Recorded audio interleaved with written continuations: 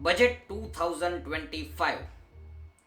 શું હું આ બજેટને પોલિટિકલ બજેટ નામ આપું અથવા તો કોઈ એક્સટર્નલ પાર્ટીના પ્રેશરથી બનાવેલું બજેટ અથવા તો વોટ બેંક બજેટ અથવા તો મિડલ ક્લાસના પ્રેશરથી બનાવેલું બજેટ કે પછી બધાને બધું આપી બધાને હેપી રાખી અને એકલા નિર્મલા મેડમ અપસેટ થાય એ બજેટ 2025. મારે આજે શરૂઆત ત્યાંથી કરવી છે કે જીવનની અંદર શું બધાને ગમતું હોય એવું કરાય અથવા તો બધાને ન ગમતું છતાં એમના હિતમાં હોય એવા નિર્ણય લઈ અને આગળ વધવું જોઈએ. આ જ પર્સપેક્ટિવ તમે ડૉક્ટરનો વિચાર કરો કે ડૉક્ટર કોઈ પણ કડવી દવા આપે છતાં આપણે ખાઈ લઈએ છીએ, પણ મિડલ ક્લાસ માટે બેનિફિટ્સ, પોલિટિકલ પાર્ટીને આપેલા બેનિફિટ્સ, પણ છેલ્લે ગવર્મેન્ટ પાસે શું? આ વ્યૂ પોઈન્ટથી અમે તમારા સુધી આજે લઈ આવ્યા છીએ બજેટ 2025. અને હું ના પિંક પેન્થર અમે બંને હારે જોઈ રહ્યા હતા અને કંઈ સમજાણું નથી બજેટની અંદર, એટલે મેં એને કીધું કે તું જરા ચિંતા કરમાં. હું છું CS સાર્થક પુરોહિત, મારી સાથે સ્મિત જોશી CA, મારો ભાઈ, મારો મિત્ર. શું કે ભાઈ, મજામાં? બસ મજામાં ભાઈ. બસ બજેટ જોયું, જે પર્સપેક્ટિવ છે એ જ ઓડિયન્સ સામે રાખવા માટે આપણો પ્રયત્ન છે કે આ બજેટ કઈ થીમ ઉપર ચાલે છે.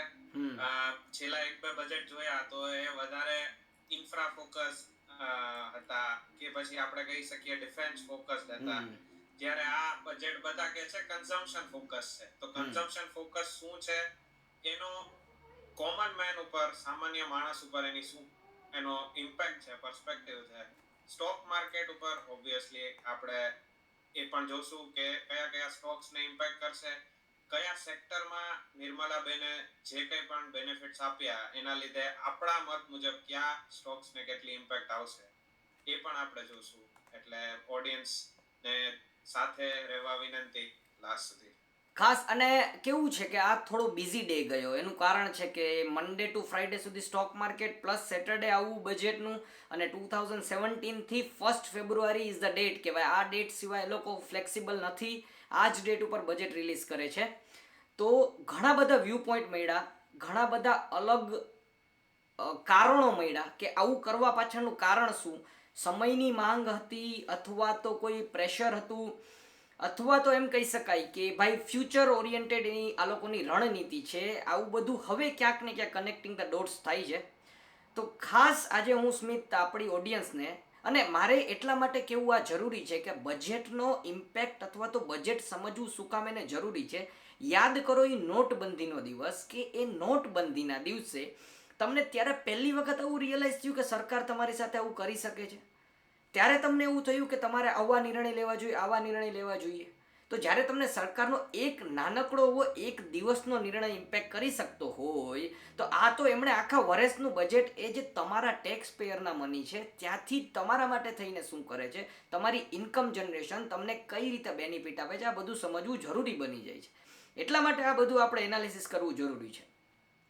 હવે આપણે પબ્લિકનો જરા પણ ટાઈમ વેસ્ટ કર્યા વગર વિડીયો કઈ રીતે ડિવાઇડેડ છે એને થોડું સમજી લઈએ. કે ભાઈ ઓકે, આપણે ઇન્ટ્રોડક્શનની અંદર તમને થોડું એ આઈડિયા આપેલો છે કે ભાઈ બજેટ 2025 કઈ રીતે આવ્યું, પાછળના વર્ષો સાથે કઈ રીતે કનેક્ટ થશે.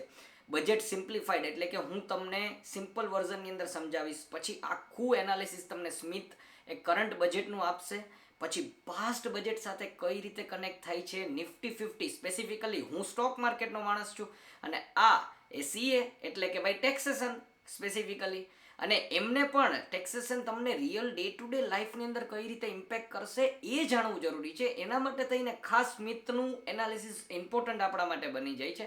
અને લાસ્ટની અંદર 150 થી 200 એ ટાઈપના સ્ટોક્સ કે ઘણા ફેમિલિયર, ઘણા આપણને જેમ્સ હતા, હિડન જેમ્સ હતા, અને ઘણા એવા હતા કે જેની ઉપર એક્સપેક્ટેશન હતી કે આ સ્ટોક સારા પરફોર્મન્સ કરશે અને અમુક નથી કરી શક્યા.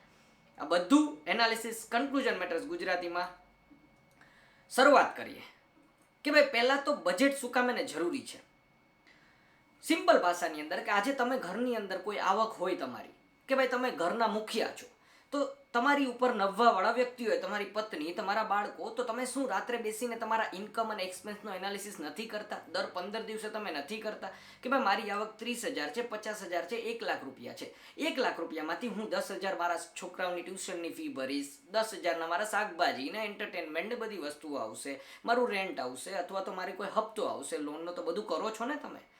આ જ વસ્તુ સેન્ટ્રલ લેવલ ઉપર થાય છે. સિમ્પલી રીતે સમજીએ, પર્પસ શું હોય છે તો કે ભાઈ આખી ઇન્ડિયાના રિસોર્સિસ સરખી રીતે યુઝ થાય, પબ્લિક માટે પૈસા વધુ વપરાય, ઇકોનોમીને પણ સારી ગ્રોથ મળે, અને ઇન્કમ ઇનઇક્વાલિટી એટલે કે ભાઈ એક વ્યક્તિ એ 5 કરોડ કમાય છે અને બીજો 5 લાખ કમાય છે, છતાં આ બે વચ્ચેની જે પેરિટી છે અથવા તો જે બંનેને ઇકોનોમિક લેવલ ઉપર બેનિફિટ મળવા જોઈએ સરખી રીતે મળે.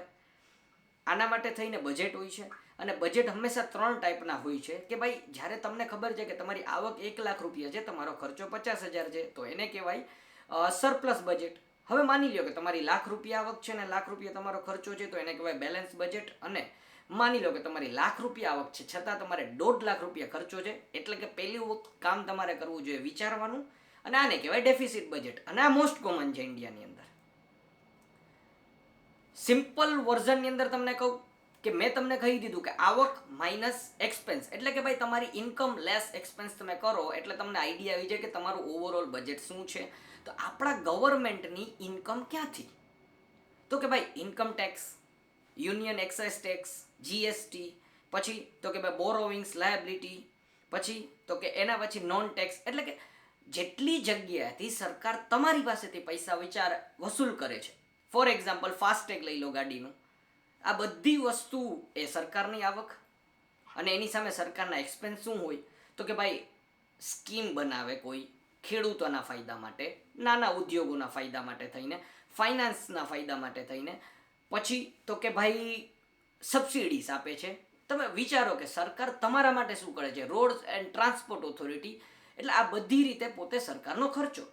અને આ જ વસ્તુ આપણે સમજવાની છે આજના વિડીયોની અંદર. ખાસ એટલા માટે તમને કહું છું કારણ કે લાઇન બાય લાઇન વાંચેલી સ્પીચ છે government of India Nirmala Sitharaman madam પાસેથી.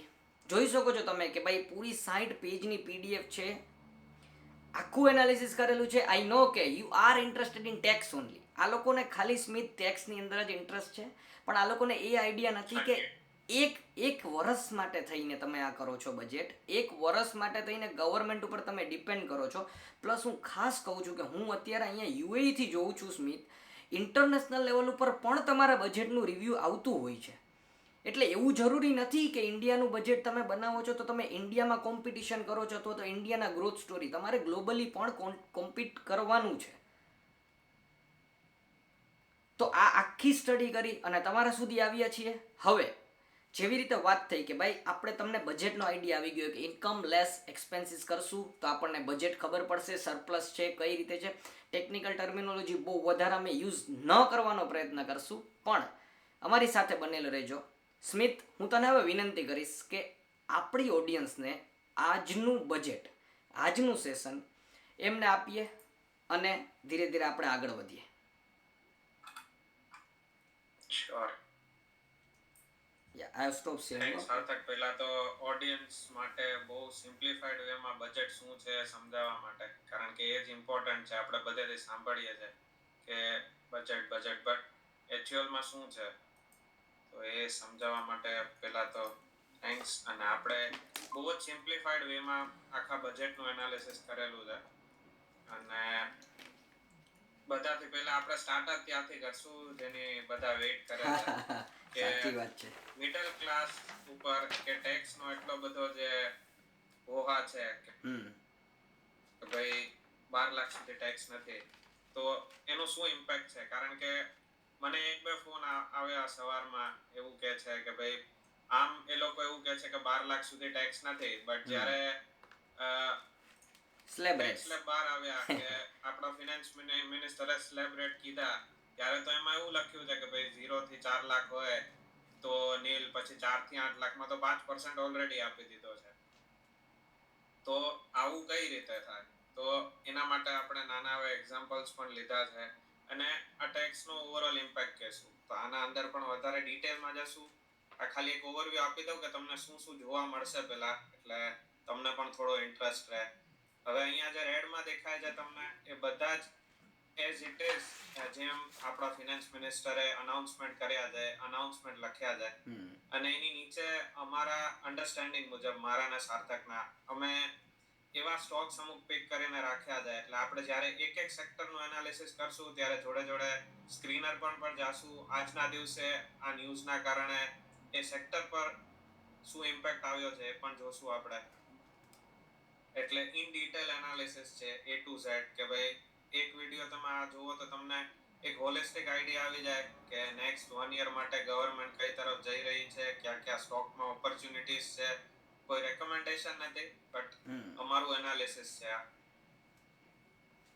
તો without wasting time let's start. બધાથી પહેલા આપણે ઇન્કમ ટેક્સમાં જઈએ કે મિડલ ક્લાસ માટે શું રિલીફ આપી જાય અને આ રિલીફથી થશે શું. કે જેમ સાર્થક સ્ટાર્ટિંગમાં મેં કીધું કે આપણા આગળના બજેટ હતા એ ફોકસ્ડ હતા મેઇનલી ઇન્ફ્રા અને ડિફેન્સના થીમને લઈને કે ભાઈ વધારે ઇન્વેસ્ટમેન્ટ કર્યું હતું ઇન્ફ્રા પર. આ વખતે પણ છે જે નોર્મલ આપણે 11.11 લાખ કરોડ હોય એની બદલે 10 લાખ કરોડનું એક આપ્યું છે કે ભાઈ કેપેક્સ આપ્યું છે કે ઇન્ફ્રામાં આપણે નાખીશું. એટલે એ બરોબર છે, પણ જોડે જોડે હવે માની લો તમે કેપેક્સ પણ કરો છો તો મારું અન્ડરસ્ટેન્ડિંગ એવું છે કે કેપેક્સ કરવાથી ખાલી આગળ નહીં વધે ઇકોનોમી, કારણ કે ડિમાન્ડ તો હોવી જોઈએ કેપેક્સ માટે. તમે કેપિટલ એક્સપેન્ડિચર કરી દેશો પણ કન્ઝ્યુમર્સ જો ડિમાન્ડ જ નહીં કરે તો શું કરશે લોકો એમ. એટલે લાસ્ટ જો 1-2 મૂવ તું જો કે તને ખબર હોય તો હમણાં આરબીઆઈ 1,50,000 કરોડ જે છે હા એ માર્કેટમાં બેંક્સ માટે બોન્ડ દ્વારા ઇનફ્લો કર્યો હતો ફંડનો. એટલે ત્યાં પણ એ લોકોને ઇન્ફ્લેશન કંટ્રોલમાં રાખવું છે, કન્ઝમ્પશન પાવર વધારવો છે મેઇન. અને બીજું કે આપણે અહીંયા જોઈએ તો પણ એમનો એક મૂવ કન્ઝમ્પશન પાવર વધારવામાં જ છે કે ભાઈ ટેક્સ ઓછો કર્યો છે, હાથમાં પૈસા વધારે રહેશે, લોકો વધારે કન્ઝ્યુમ કરશે, એટલે ઓટોમેટિકલી સ્ટિમ્યુલસ આવશે મેન્યુફેક્ચરિંગ સેક્ટર્સમાં કે બીજા કન્ઝમ્પશન સેક્ટર્સમાં. તો આપણે એ પણ જોશું. એટલે મને કેવું છે ખબર છે સ્મિત, કે આની અંદર કેપેક્સ ઓછું કરવા માટે થઈને એક કારણ એ પણ બને છે કે તું જોઈશ ને લાસ્ટ ટુ લાસ્ટની અંદર આજે જ્યારે હું સવારે બધું વાંચતો હતો ને એની અંદર હતું કે આપણે છે ને લાસ્ટ ટાઈમે 11.11 લાખ કરોડનું આખું કેપેક્સ રાખેલું હતું કે આટલું અમે એક્સપેન્ડિચર કરશું. બટ સ્ટીલ ડિસેમ્બર આવતા આવતા 2 લાખ કરોડ હજી એમને પડેલા છે. ધેટ મીન્સ કે એ યુટિલાઇઝ જ ન થયા. અને પ્લસ એ યુટિલાઇઝ ન થવા પાછળનું કારણ તો હવે ગવર્મેન્ટને પ્રેશર આવ્યું કે અહીંયા આપણે 3 અને નોર્મલી બજેટ લાસ્ટ 10-15 દિવસની અંદર બનેલું હશે. તો આ 10-15 દિવસની અંદર શું એનાલિસિસ કરેલું હશે એ લોકોએ કે ઓલરેડી કેપેક્સની અંદર અમાઉન્ટ આપણે રાખેલી હતી, તો જો કેપેક્સની અંદર અમાઉન્ટ આપણી આ વર્ષે યુટિલાઇઝ નથી થઈ તો ઇન્સ્ટેડ ઓફ અત્યારે આપણે એને કેપેક્સની લિમિટ ઘટાડી દઈએ અને અહીંયા બેનિફિટ આપી શકીએ. આ એક અપ્રોચ હોઈ શકે એમ. મને આવો થોડો વ્યૂ પોઈન્ટ આવ્યો. હા ના બરાબર છે, તું સાચો છે એ બાબતે. ચાલો હવે ચાલો આપણે ટેક્સમાં જલ્દીથી આવી જઈએ કે હવે એવું કહે છે કે no income tax for individuals earning up to 12 lakhs. એટલે 12 લાખ સુધી કોઈ પણ ટેક્સ નથી. તો એ ટ્રુ છે કે જે લોકો નોર્મલ ઇન્કમ સેલરાઇડ ઇન્કમ કમાય છે એના માટે 12 lakhs પ્લસ 75,000 નું રિબેટ છે.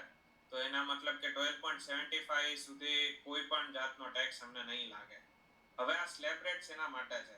તો ડિરેક્ટ એવું નથી કે ભાઈ તમે 12 લાખ કમાઓ ત્યાં સુધી તમને કંઈ પણ ટેક્સ નહીં લાગે, પણ એક સામે તમને રિબેટ આપી દેશે કે ભાઈ અ પર્સન અહીંયા જ એક્ઝામ્પલ લખ્યું છે કે a person earning 12 lakh will save 80,000 in taxes, કારણ કે 80,000 રૂપિયાની એ રિબેટ મળી જશે. એ રિબેટનું સેક્શન જોવું પડશે. 87 એ જ હતું અને એમાં પણ એક કેચ છે કે તમારી ઇન્કમ બધી જ જો સેલરીથી આવતી હોય કે નોર્મલ ઇન્કમ હોય તો એ 12 લાખ સુધી એક્ઝામ થશે. પણ જો તમે કેપિટલ ગેઇનમાંથી કમાઓ છો તો એ સ્પેશિયલ રેટ ઇન્કમ કહેવાશે અને એ long term short term respective tax rate ઉપર સ્પેશિયલ રેટ પર ટેક્સ થશે.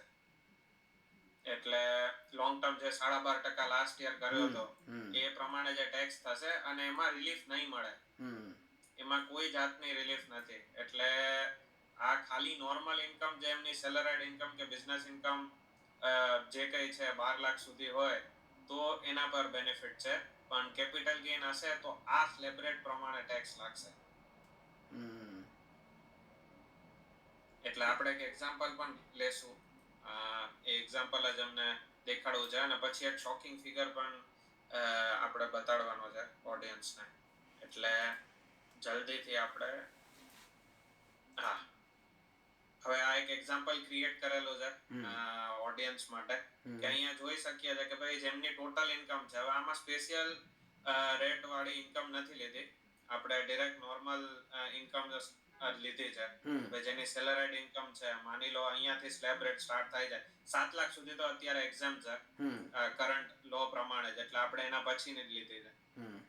તો એક સિમ્પલ એક્ઝામ્પલ થી જોઈએ કે જેની 8 લાખ છે તો અત્યારના રેજાઇમ પ્રમાણે શું છે કે 30,000 એના પર ટેક્સ આવે છે.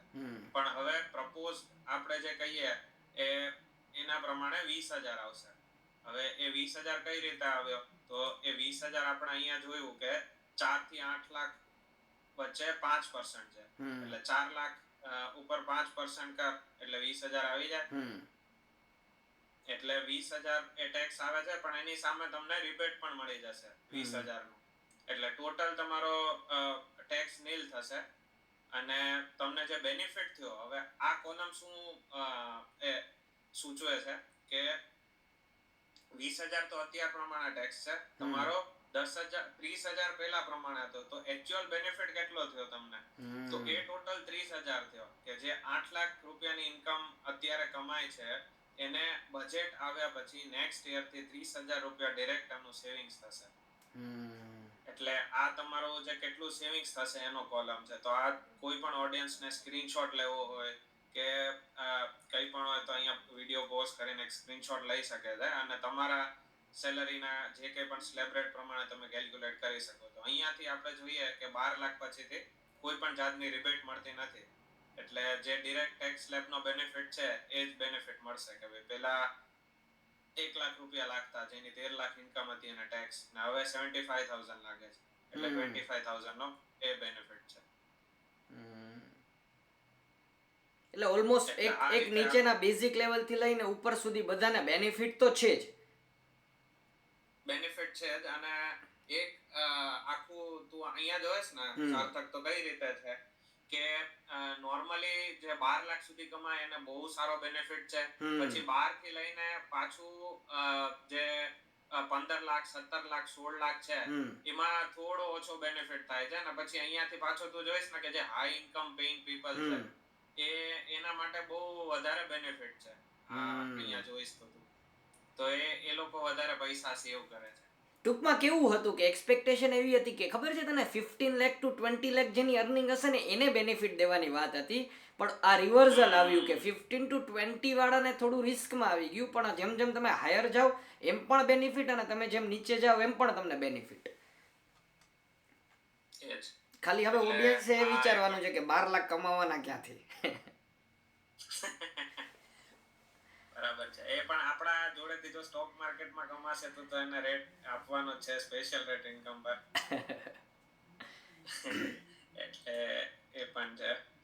એટલે આ જે ટેક્સ નું જે કંઈ પણ પેલું હતું જે બસ હતી હુહા હતી એ આખું આ જ છે. હવે આપણે એક ફિગર પર જતા રહીએ કે આપણે જે કહેતા હતા કે લાસ્ટ યર જે 7.5 કરોડ રિટર્ન ફાઇલ થયા ને ફિનાન્શિયલ યર 23-24 માં એમાંથી અપ્રોક્સિમેટલી 6.5 કરોડ રિટર્ન એટલે કે 87% એવા હતા કે જેની ઇન્કમ 12 લાખ થી ઓછી છે. શું વાત કરે છે? એટલે હા એટલે તું માન કે 87% જે ટેક્સ બેઝ છે જેને આપણે કહીએ ને ટેક્સ બેઝ એ ઓછો થઈ જશે કે હવે આ લોકોને રિટર્ન તો ફાઇલ કરવાનું જ છે બેઝિક ઇન્કમ થી વધારે થાય એટલે, પણ એ લોકોની ટેક્સ લાયબિલિટી 0 છે કે હવે આ વર્ષે એ લોકો ટેક્સ નહીં ભરે. એટલે જે આપણા ફિનાન્સ મિનિસ્ટર કહેતા હતા કે આ એક અનાઉન્સમેન્ટના કારણે અરાઉન્ડ 1 લાખ કરોડ રૂપિયા છે એ ગવર્નમેન્ટ ફોરગો કરે છે. હા એનું અને રીઝન આ છે જે યાર. figures, અરે યાર પર્સન્ટેજ હા, બી જોયા હતા ને આપણે કે ભાઈ ઇન્કમ ટેક્સના પર્સન્ટેજ ટૂંકમાં એના રેવન્યુનું બહુ મોટું પોર્શન જાતું કરે છે ને એનો મતલબ આ. એક્ઝેક્ટલી. અને આ એવું નથી કે 7.5 કરોડ આપણે એમ હવામાંથી ફિગર લાવ્યા છે. ઓડિયન્સ માટે એ પણ છે આખું કે જે યરમાં રિટર્ન્સ ફાઇલ થયા એ કેટલાથી કેટલા ઇન્કમ વચ્ચે કેટલા માણસો હતા. એટલે એ રીતે આ પણ સ્ક્રીનશોટ છે. જો તમને જોતો હોય તમારા બેનિફિટ માટે હોય તો તમે સ્ક્રીનશોટ લઈ શકો છો આનો. એટલે આટલા માણસો છે કે જેની ઇન્કમ આવી રીતે હતી અને એ લોકો હવે 7.5 કરોડમાંથી 6.5 કરોડ ટેક્સ લાયબિલિટીમાંથી મુક્ત થયા છે આ બજેટના અનાઉન્સમેન્ટના કારણે. આની અંદર ખાલી ઓબ્વિયસલી એમાંથી હા બસ એ એક જ પોઈન્ટ હતો કે ઓબ્વિયસલી એમની ઇન્કમ પણ યર પ્રમાણે વધશે. લાસ્ટ યર જે હશે એટલે થોડા ફિગરમાં ચેન્જીસ હોઈ શકે બટ 87% ઇઝ હ્યુજ એમ કે હા એટલા બધા માણસોને બેનિફિટ થયો છે એના કારણે. એટલે આપણે કેવું હતું કે જ્યારે આપણે વાત થઈ ને ત્યારે મને શું કઈ રીતે વિચાર આવતો હતો કે આ એક ડાયવર્ઝન ઓફ ફંડ્સ થયું ને. ફોર એક્ઝામ્પલ અત્યારે સોલ ઓથોરિટીઝ ગવર્મેન્ટ કે ભાઈ ઓકે ગવર્મેન્ટ પાસે અત્યારે 1 લાખ કરોડ આવે છે. આ ડેટા એ જ કહેવા માંગે છે કે અત્યારે ગવર્મેન્ટ જાતા કરી દેશે 1 લાખ કરોડ. ધેટ મીન્સ અત્યાર સુધી આવે છે અને અવડી મોટી મારો આ વ્યૂ પોઈન્ટ આવે છે કે અવડી મોટી ડેમોક્રેસીને સંભાળવા માટે થઈને કંટ્રોલિંગ પાવર અથવા તો સેન્ટ્રલાઇઝ પોઈન્ટ એક જ હોવો જોઈએ જે અત્યાર સુધી એક જ હતો. પણ હવે આ જો બેનિફિટ એટલે કે ડાયવર્ઝન ઓફ ફંડ્સ કે જે ગવર્મેન્ટ સુધી આવતા હતા એ આવ્યા હવે ઇન્ડિવિજ્યુઅલ પાસે અને હવે ઇન્ડિવિજ્યુઅલ ઉપર જ આખી ઇકોનોમી ડિપેન્ડ કરે છે ને. ધેટ મીન્સ કે હવે આ 80,000 કે ભાઈ તારે જેટલી પણ તમારી સેલેરી હોય એમાંથી જેટલો પણ તમને બેનિફિટ થયો ટેક્સનો, now it's up to you કે તમારે ઇન્ડિયાના ગ્રોથ સ્ટોરીમાં લગાડવો છે. એ જ પૈસા હું એમ કહું કે સ્મિત આ જે ટેક્સ સેવિંગ છે એને હજારો રીતે યુઝ કરી શકાય ને. ઇટ્સ ઓકે એ લોકો એમ કહે છે કે કન્ઝમ્પશન તરીકે થાય. નાવ વોટ યુ સે કે ભાઈ કન્ઝમ્પશનની અંદર ફોરેન બ્રાન્ડ્સ વધુ કન્ઝ્યુમ થાય તો ફોરેન ટ્રીપ્સ થવા માંડે તો ઓવરઓલ ઇકોનોમીની અંદર બેનિફિટ જ છે. પણ માની લે કે મેક ઇન ઇન્ડિયાની જગ્યાએ તમે લેવા માંડો કપડાં બધા ફોરેન બ્રાન્ડ્સના તો ધેટ મીન્સ એક ટાઈપનો લોસ છે. એટલે સાર્થક હવે કેવું છે ખબર છે કે એને ખબર છે કે ભાઈ માણસોનો બિહેવિયર કંટ્રોલ નહીં થાય એમ કે એકવાર એમના હાથમાં આવશે પૈસા પછી કંટ્રોલ નહીં થાય.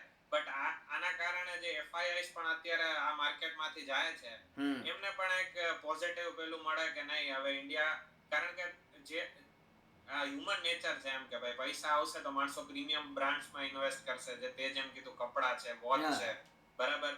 એટલે એનું એક કન્ઝમ્પશન વધશે તો અલ્ટિમેટલી એ પણ અટ્રેક્ટ થશે ને થોડા. અને એની એટલે સામે એ પણ એક હા એની સામે એક વ્યૂ પોઈન્ટ એ પણ આવે છે કે ઓકે લેટ્સ સે કે આપણે પૈસા બચ્યા ટેક્સના. આ પૈસા બચ્યા તો તમે શું કરશો? કાર લેશો અથવા તો બાઇક લેશો અથવા તો તમે ઘરની અંદર ઇન્વેસ્ટમેન્ટ કરશો. ફોર એક્ઝામ્પલ તમે બધું ઇન્ડિયામાં જ તમે ઇન્વેસ્ટમેન્ટ કરશો.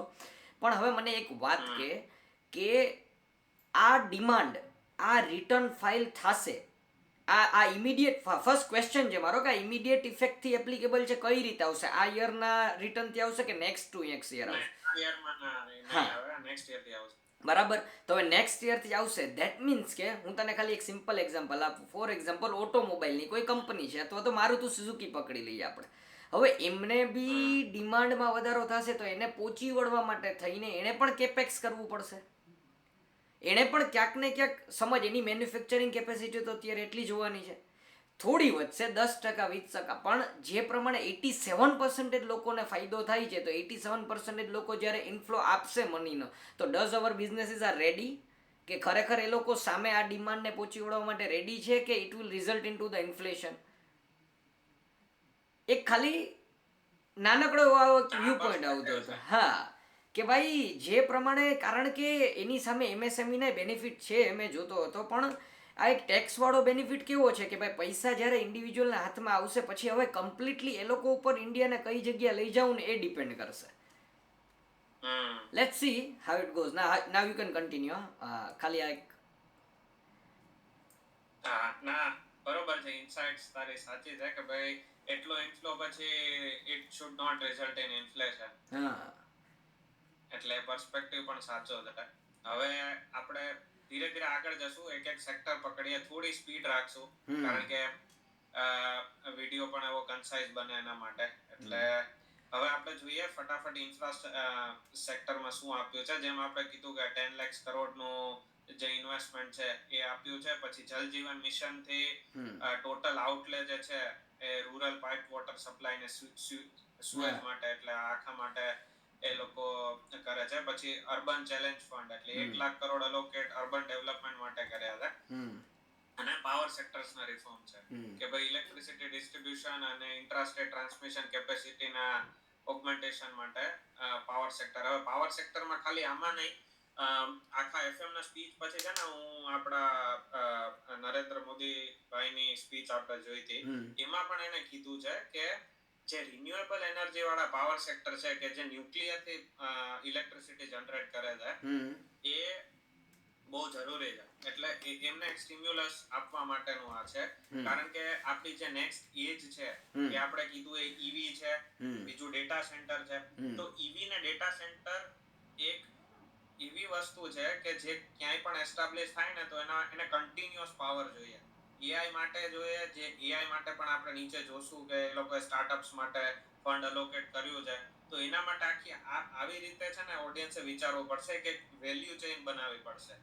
એ વેલ્યુ ચેઇન થી શું થાય કે ભાઈ એઆઈ વધવાનું છે. હવે તો તમને એક્ઝેક્ટ ખબર નથી કે એઆઈ માં કોણ વધશે.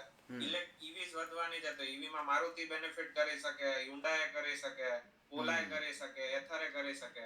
બટ એ બધાને એક વસ્તુ જરૂરી છે. શું છે? Electricity, electric power. તો એની એક આખી વેલ્યુ ચેઇન બનાવવી પડશે કે ભાઈ જે બેટરી સપ્લાયર્સ છે કે પછી પાવર જનરેશન છે, ન્યુક્લિયર ની વાત કરી, પછી આગળ એનીથી પાછળ જાય તો ખાલી પાવર જનરેશન થી કામ નહીં થાય, પાવર ટ્રાન્સમિશન માટે જોશે.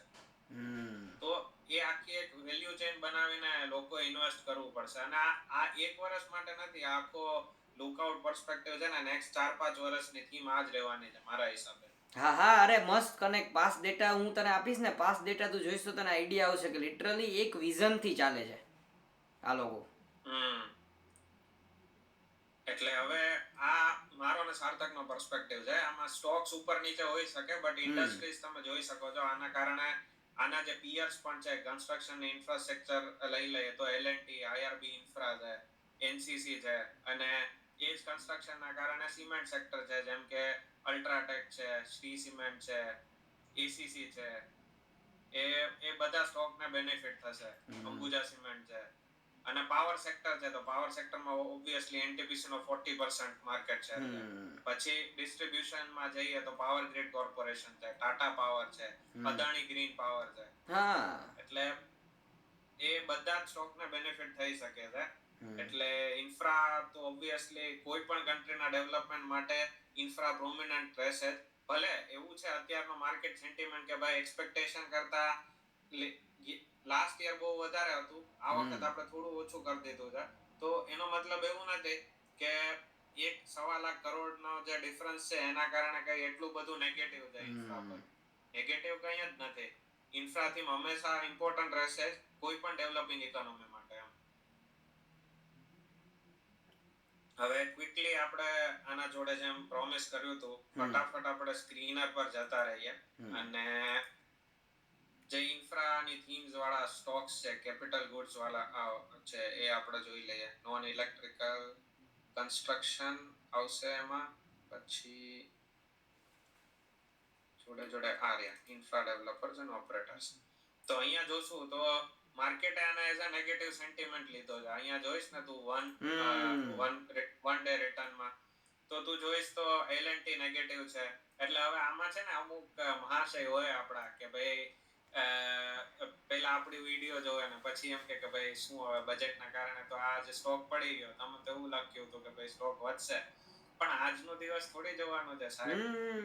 આ લોંગ ટર્મ પર્સપેક્ટિવ છે કે ભાઈ માર્કેટમાં ગવર્નમેન્ટ 10,000 કરોડ નાખવાની છે ઇન્ફ્રાને રિલેટેડ, તો બધાને થોડો બેનિફિટ થવાનો જ છે. કે જે મોટા નામ છે, આઈઆરબી ઇન્ફ્રા છે, એ પડ્યો છે. એટલે માર્કેટે આને નેગેટિવ સેન્ટિમેન્ટ પ્રમાણે લીધો છે. બટ આપણે it's fine, it's just intraday players. Long term perspective લઈને આગળ ચાલશું. એટલે આ હતી આજની ઇન્ફ્રા થીમ ઓડિયન્સ માટે. હવે આપણે ક્વિકલી નેક્સ્ટ થીમ પર જઈએ. નેક્સ્ટ છે એગ્રીકલ્ચર.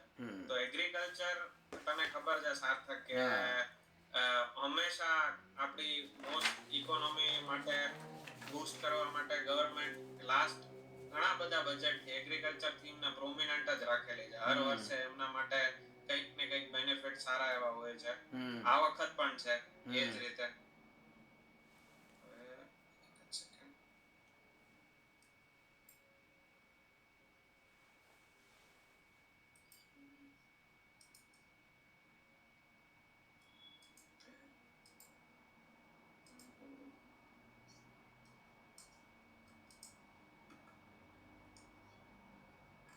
હવે એગ્રીકલ્ચર સેક્ટરમાં શું અનાઉન્સમેન્ટ્સ હતા.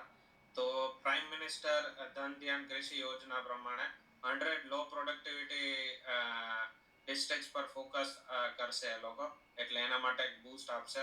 પછી આત્મનિર્ભરતા પલ્સીસ ને એમાં પણ એના પલ્સીસમાં ઉડદ કીધું તું, તુવેર કીધું તું, મસૂર એના માટે વધારે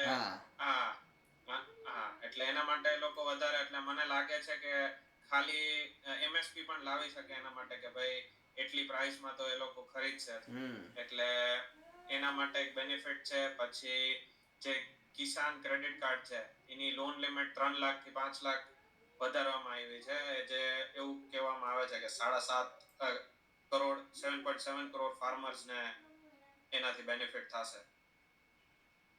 પછી comprehensive program for vegetable and fruits છે, તો એના પ્રોડક્શન માટે એ લોકો સ્ટેપ્સ લેશે. તો હવે આના કારણે આની એક વેલ્યુ ચેન્જ જોઈએ આપણે ફરી એગ્રીકલ્ચરની શું હોઈ શકે.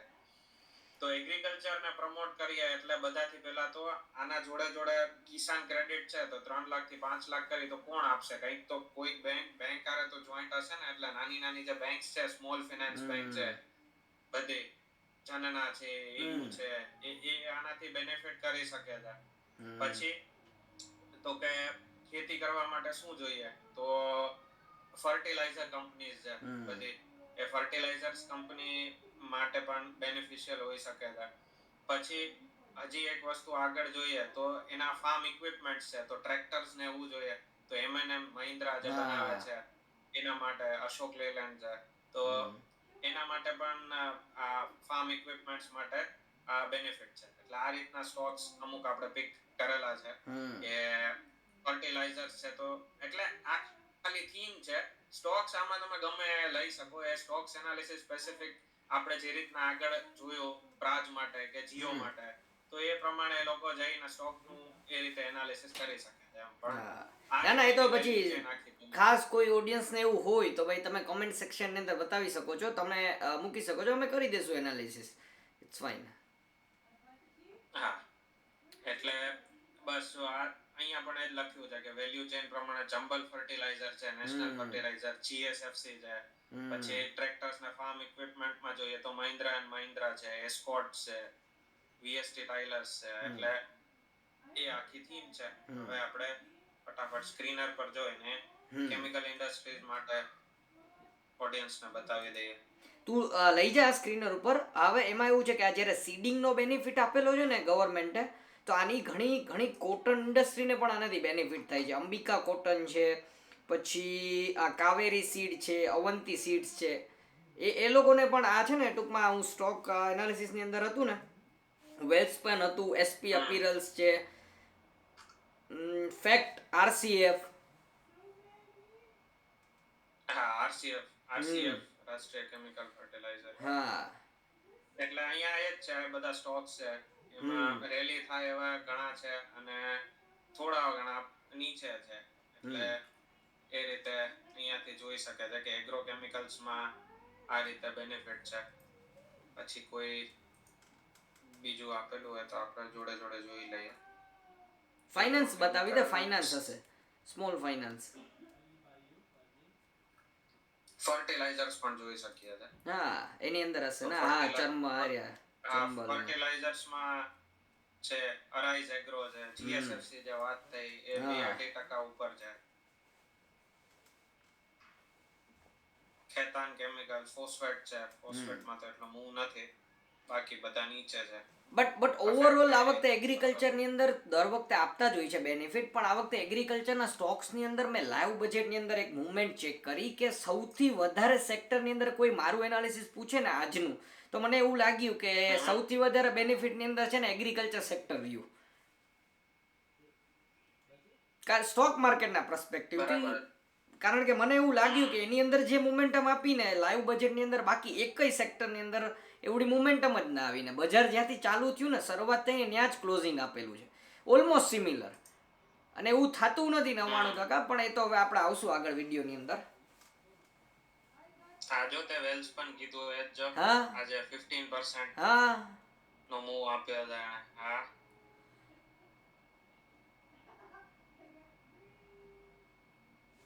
એસબીઆઈ કાર્ડ છે, એટલે આનું એક લાસ્ટમાં આપણે નાનું એવું કન્ક્લુઝન આપશું કે એસબીઆઈ કાર્ડ છે, પછી આ બજાજ ફાઇનાન્સ આપણે જોયું હતું. આમ તો જીઓ ફાઇનાન્સ માટે માર્કેટ ઓપન થઈ ગઈ ને ભાઈ, સ્મોલ ફાઇનાન્સ ને ઈ, એટલે ટૂંકમાં જેટલા પણ કોમ્પિટિટર્સ ફાઇનાન્સની બેંક નિફ્ટીની અંદર પણ એટલો જ એને બેનિફિટ થયો છે.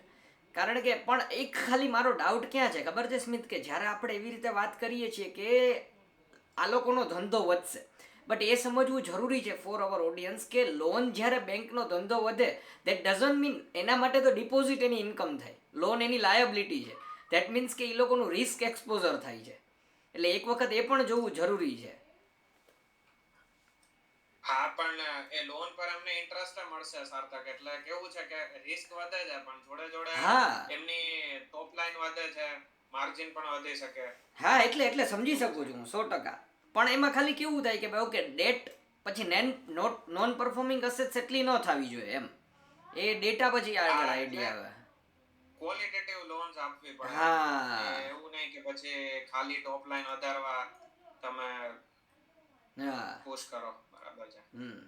પછી નેક્સ્ટ સેક્ટર પર આવી જઈએ આપણા ફટાફટ. તો નેક્સ્ટ સેક્ટર આપણું છે એમએસએમઈ સેક્ટર. તે જે કીધું કે એમએસએમઈ ને સારું એવું બૂસ્ટ છે, તો મારો પણ એ જ વ્યૂ પોઈન્ટ છે કે એમના માટે જે ક્રેડિટ ગેરંટી કવર 5 કરોડ થી હતું એ 10 કરોડ કરી નાખ્યું છે.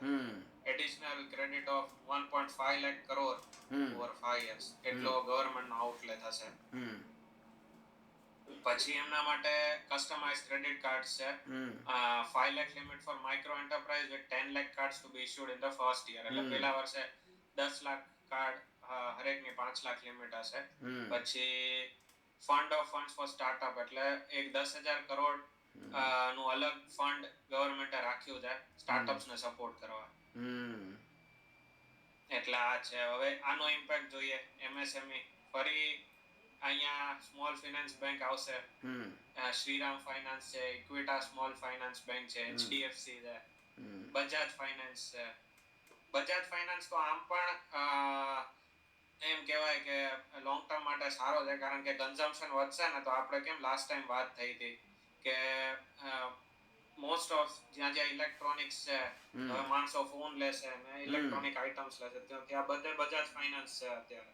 એટલે જીઓ પેનિટ્રેટ કરશે ફાઇનાન્સ, એને વાર લાગશે, ત્યાં સુધી બજાજને તો બેનિફિટ મળવાનો જ છે. આની અંદર ખાલી એક આઈ ડોન્ટ નો, મેં એ બાજુ ડિટેલ્સની અંદર નથી જોયું, બટ ક્યાંય એવું આપેલું છે એમએસએમઈની અંદર, કારણ કે જ્યારે હું મારા સર સાથે અહીંયા ડિસ્કશન કરતો હતો ને તો ત્યારે એમણે મને એવું કીધું કે એમએસએમઈની અંદર એક ટેકનિકલ પોઈન્ટ એવો છે એમણે ઇન્ટ્રોડ્યુસ કરેલો છે કે જેથી કરીને વાઇડર એમએસએમઈસ કવર થશે. આઈ ડોન્ટ નો, મને એમણે એવું કીધું છે, લેટ્સ સી, આ હું એનાલિસિસ કરીશ સ્પેસિફિકલી. તો એવું જો થાય તો આ બધી જે ક્રેડિટ લિમિટ છે એ વાઇડર બિઝનેસને મળતી થાય, અને વાઇડર બિઝનેસને મળવાથી શું થશે કે એક બૂસ્ટ મળે ઇકોનોમી, કે ઓકે ભાઈ કે જેને જેન્યુઅન ધંધો કરવો છે એના માટે બેનિફિટ છે. જોવું પડશે. એટલે સાર્થક થોડું ડિટેલમાં જોવું પડશે કે એસએમઈઝ માં એને કોને કોને કવર કરે છે. પહેલાની જે ડેફિનેશન છે એને કન્ટિન્યુ કરી છે કે ડેફિનેશનમાં કઈ ટ્વીકિંગ કર્યું છે. હા બસ એ જ. એટલે એ એકવાર જોઈ લઈશું. હવે આમાં હું સ્ક્રીનર પર નથી લઈ જતો, કારણ કે આપણે જે મેઇન તો ફિનાન્સ સેક્ટર છે આપણે ઓલરેડી જોઈ લીધું કે એમાં શું શું બેનિફિટ છે. એટલે આપણે આવી જઈએ હવે એનર્જી એન્ડ ગ્રીન ઇનિશિયેટિવ્સ જે આની વાત કરી. હવે આના ઉપર હું એક બે વાર કેમ વધારે ફોકસ કરું છું, કારણ કે અત્યારે ખાલી ફાઇનાન્સ મિનિસ્ટરે નહીં, પ્રાઇમ મિનિસ્ટરે પણ જે આવીને કીધું, એગ્રીકલ્ચર કીધું, મિડલ ક્લાસ કીધું, અને ત્રીજી વસ્તુ છે ને એમને ન્યુક્લિયર એનર્જીની કીધી. એટલે ક્યાંક બહુ વધારે ફોકસ આના પર છે, અને આપણે જે આખી વેલ્યુ ચેન અમને સમજાવી ઓડિયન્સને કે સેલ્સ, બેટરીઝ, પછી પાવર જનરેશન ને પાવર ટ્રાન્સમિશન, તો એમાં મને બહુ સારો એવો મારા પર્સનલ પર્સપેક્ટિવ થી પણ લાગે છે કે હું મારા પોર્ટફોલિયોમાં પણ આના રિલેટેડ સ્ટોક્સ એડ કરીશ. એટલે મને બહુ બ્રાઇટ લાગે છે આના માટે આગળ કે 20,000 કરોડ અલોકેટ કર્યા છે સ્મોલ મોડ્યુલર રિએક્ટર્સ, એટલે 100 ગીગાવોટ્સ ઓફ ન્યુક્લિયર એનર્જી જે આપણો એમ છે પ્રોડ્યુસ કરવાનો. તારે આપણે આગળ ડિફેન્સ સેક્ટર આની અંદર આવશે કે આની અંદર જ કવર છે આખું એનર્જી ઇનિશિયેટિવ ની અંદર? ડિફેન્સ મારું નથી અલગ, કારણ કે મેં એનર્જી લીધું છે, હેલ્થકેર ફાર્મા લીધું છે, ટુરિઝમ છે, અને ટેકનોલોજી ઇનોવેશન છે જે ડિજિટલ બસ. ઓકે, તો મારે છે ને અહીંયા આ પોઈન્ટ, હા, એનર્જીની અંદર ખાલી એક ક્વેશ્ચન કહું કે ફોર એક્ઝામ્પલ તું બજેટની સ્પીચની સ્ટાર્ટિંગની અંદર રીડ કરીશ ને તો ત્યારે નિર્મલા મેમે એવું કીધું કે ડ્યુ ટુ જીઓપોલિટિકલ ટેન્શન્સ, જોજે, ડ્યુ ટુ જીઓપોલિટિકલ ટેન્શન્સ આ વખતે ઇકોનોમિક ગ્રોથ સ્લો ડાઉન છે. Accepted, done, but the way you have allocated the funds, મને ખાસ આ જ જગ્યા ઉપર એક કમ્પ્લેન છે કે ઠીક છે આપણે એવું નથી કહેતા કે બજેટ આખું સારું છે કે આખું ખરાબ છે, પણ મારી આ જગ્યા ઉપર કમ્પ્લેન છે કે ધીસ અમાઉન્ટ 20,000 કરોડથી વધારે હોવાની જરૂર હતી.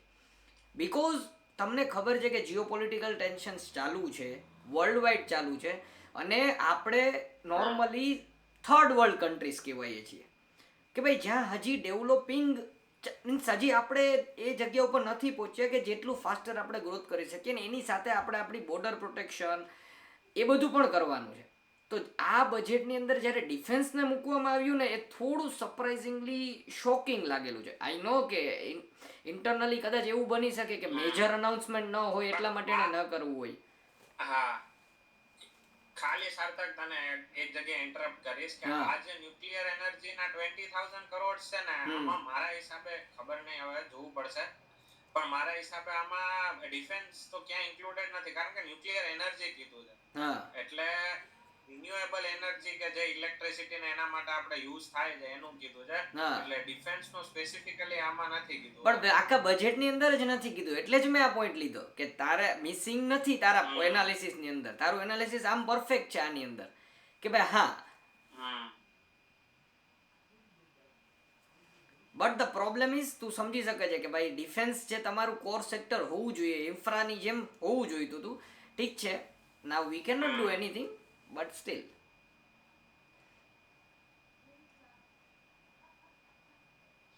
બસ એના જ થીમ ઉપરથી અમુક સ્ટોક્સ છે, રિન્યુએબલ એનર્જી કંપનીઝ જેમ કે Tata power, Adani green energy, Suzlon, JSW. EV ને બેટરીઝ માં જોઈએ તો અમારા રાજા બેટરીઝ છે, પછી એક્સાઇડ, પછી ન્યુક્લિયર એનર્જી માં જોઈએ તો ભેલ છે, પછી એલએનટી છે જે ન્યુક્લિયર એનર્જી પ્રોજેક્ટ્સ માં છે. એટલે આના ઉપર આપણે ફટાફટ લઈ જાય ને આમાં બે થીમ કવર કરશું, એક રિન્યુએબલ એનર્જી ની પણ કવર કરી લઈએ અને જોડે જોડે ડિફેન્સ પણ બતાવી દઈએ ઓડિયન્સને.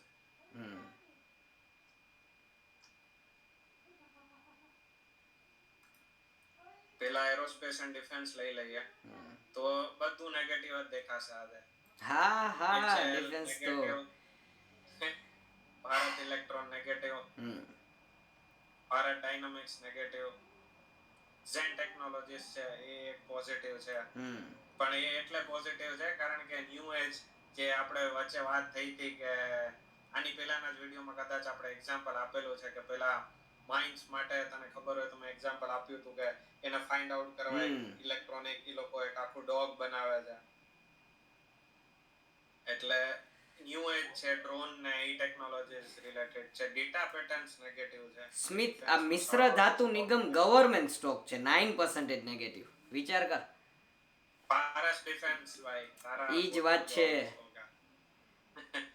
પારસ ડિફેન્સ. એટલે ડિફેન્સ ઉપર ફોકસ હવે કંઈક તો અલોકેટ જે નોર્મલ બજેટ હશે તો ડિફેન્સનું થયું જ હશે, આપણે જોવું પડશે. બટ એના પર એક તો ફિનાન્સ મિનિસ્ટરે કંઈ પણ એવું ના હા. કીધું કે જે માર્કેટ એક્સપેક્ટ કરતું હતું કે જે બૂસ્ટ મળશે એના કારણે બહુ સારું એવું હિટ થયું છે ડિફેન્સ સેક્ટર. અને હવે રિન્યુએબલ એનર્જીસ હશે આમાં. એક second. Energy power generation and distribution લઈ લઈએ આપણે. આમાં પણ મિક્સ્ડ છે. એનટીપીસી તો પોઝિટિવ કયા છે? ટાટા પાવર પોઝિટિવ છે, આઇનોક્સ પોઝિટિવ છે, અદાની પાવર થોડો પોઝિટિવ છે, એનટીપીસી ગ્રીન કઈ 0.01 છે, અદાની ગ્રીન બસ. બાકી પણ એ છે કે એટલા પણ નીચે પણ નથી ગયા. હા, એ ન્યુટ્રલ. એનું કારણ છે કે હજી તો over a period of time. હા, કારણ કે આ કેવું છે, સાર્થક આ સ્ટોક્સ ઓલરેડી બધા હાઈ બી ઉપર ટ્રેડ કરેવા. યસ.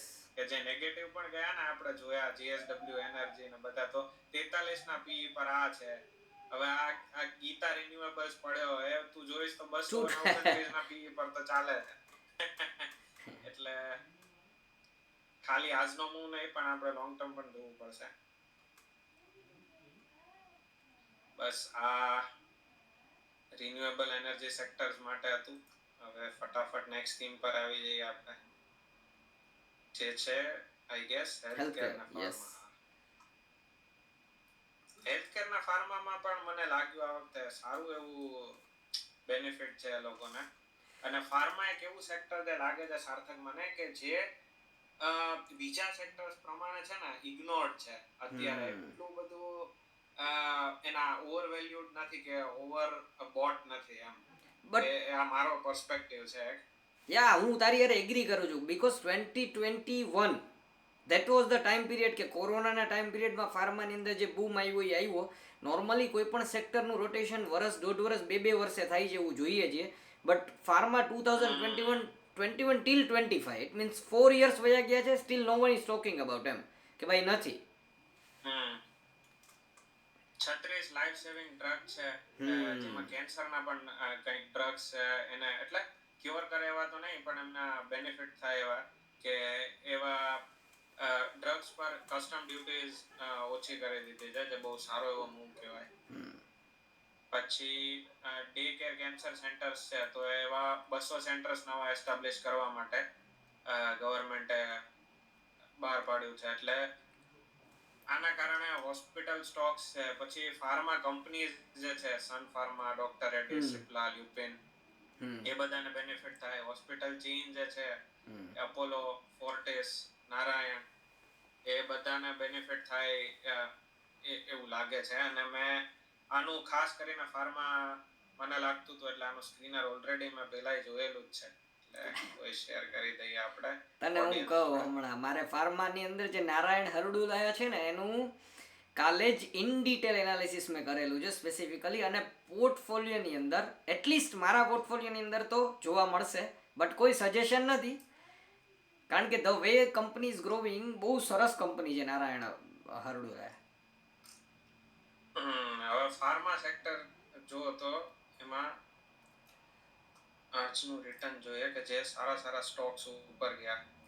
ઓકાર્ડ, પછી બજાજ હેલ્થકેર, જો તો બીટા ડ્રગ્સ, નોન સ્ટોક્સ, સાકાર હેલ્થકેર સારો ઉપર છે, vista pharma.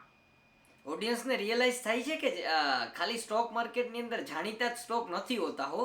Total 6000+ companies listed છે. એટલા માટે વેલ્યુએબલ ઇન્વેસ્ટમેન્ટ કરવું કેટલું જરૂરી છે. તમારે કોઈ આ સ્ટોક કોઈ પોર્ટફોલિયોની અંદર છે તમારી પાસે?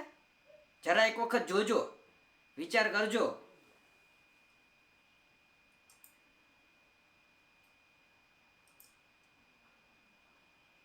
પડવાવાળા સ્ટોક્સ લઈ લે. કોનકોર્ડ બાયોટેક સારો એવો સ્ટોક મને લાગે આજે પડ્યો છે. સિપ્લા, એટલે આમ જોવા જઈએ તો ફાર્મા સેક્ટર માટે મારા હિસાબે સારું છે, પોઝિટિવ્સ છે. છેલ્લે કઈ નહીં તો એસઆઈપી કરી દો એમના મ્યુચ્યુઅલ ફંડમાં.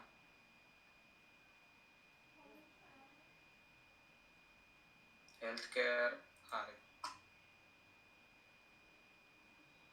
મેક્સ હેલ્થ કેર 5%, પોલોમાં થોડો એવો મૂવ છે, ગ્લોબલ હેલ્થ 2%, પછી ડોક્ટર લાલપેથ હમ 0.06, ઇન્ડિજીન, જ્યુપિટર લાઈફ સાયન્સ એ પડ્યો, યથાર્થ હોસ્પિટલ એ પણ સારો છે 2%. મૂવ છે એમાં. એટલે આ હતું ફાર્મા અને હેલ્થકેર સેક્ટર ઓડિયન્સ માટે. હવે આપણે ક્વિકલી નેક્સ્ટ ટુરિઝમ ને હોસ્પિટાલિટી, આમાં મજા આવશે. મને બી એવું જ છે કે આની અંદર થોડા ઘણા સ્ટોક્સ એવા મળ્યા ને, બટ સ્ટીલ આની અંદર પણ મિસમેચ ઓપિનિયન છે. એનું કારણ છે કે યાર એક ટાઈમ પીરિયડ લાગશે હો ઓડિયન્સને, કે બહુ સમજવું જરૂરી છે કે આ over a period of time નહીં થાય, એટલા માટે અમે આટલી મહેનત કરીએ છીએ અને એટલા માટે આ લોંગ વિડીયો છે. હા એટલે એ જ છે કે ટુરિઝમ ને હોસ્પિટાલિટી ને આ બધું કેવું છે કે આ ટુરિઝમની એને રિલેટેડ એક નરેન્દ્ર મોદી સાહેબની સ્પીચમાં હતું કે ભાઈ ટુરિઝમ માટે પણ એ લોકોએ સારું એવું કર્યું છે. અને મેં કંઈક, મને એક્ઝેક્ટ નંબર યાદ નથી, બટ જે છેલ્લા 1 યરમાં કે છેલ્લા 1 કે 2 વર્ષમાં જે રિલીજિયસ ટુરિઝમ એ સાર્થક આપણું વધ્યું છે ને, ખાલી ઇન્ડિયાનો નહીં પણ ફોરેન્સ પણ આવીને, એ બહુ કંઈક પર્સન્ટેજમાં, હું પર્સન્ટેજ અત્યારે નહીં બોલું કારણ કે મને રફ આઈડિયા છે પણ એક્ઝેક્ટ નથી ખબર. ઓડિયન્સને એવું થાય કે આપણે બહુ વધારે સ્ક્યુડ ફિગર બોલી દઈએ તો એમને લોચો થઈ જાય, પણ રિલીજિયસ ટુરિઝમ બહુ સારું એવું વધ્યું છે એવું મને યાદ છે. હવે ટોપ 50 ટુરિસ્ટ ડેસ્ટિનેશન ડેવલપ કરવાના છે to boost employment and tourism. હવે આના જોડે એવિએશન માટે પણ કંઈક હતું કે અહીંયા એર કનેક્ટિવિટી પણ એ લોકો જોઈન કરશે. બિહાર પોલિટિકલ બજેટ બિહારને આપશે બધું. બિહારની અંદર એરપોર્ટ બનશે, બિહારની અંદર બધું થશે, કારણ કે બિહારે ટેકો આપેલો છે મોદી ગવર્મેન્ટને આ વર્ષે.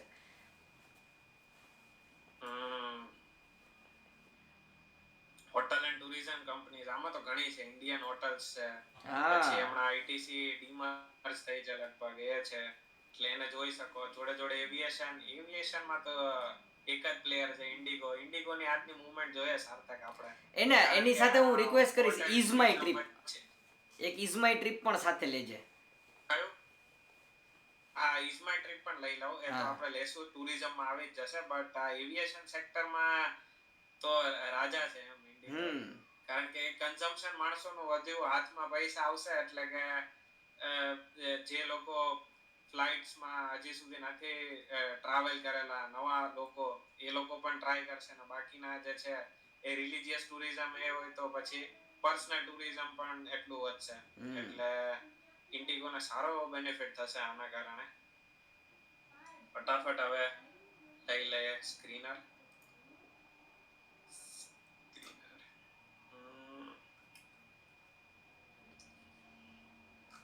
એવિએશન લેવું છે પેલા? હા, એવિએશન લઈ લે. ટ્રાન્સપોર્ટ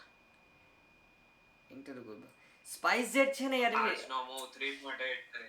યાર સ્પાઇસજેટ છે ને ડેટ ઇશ્યુ ના લીધે તકલીફ વાળો છે. બેની માર્કેટ કેપ વચ્ચે ડિફરન્સ તો જો, ઇન્ડિગો ને આની. ઓલું જો 1,43,495 કરોડ ના 6,000 crore. That means that is લોકોને કહેવાનું ઈ સાર્થક કે ખાલી પર્સન્ટેજ ના જુએ, આ 4,500 નો શેર છે. 4,500 ઉપર 3.83% ની પ્રાઇસ મૂવમેન્ટ આપી છે સ્ટોકે, જે બહુ વધારે કહેવાય એમ, ઘણું સારું કહેવાય.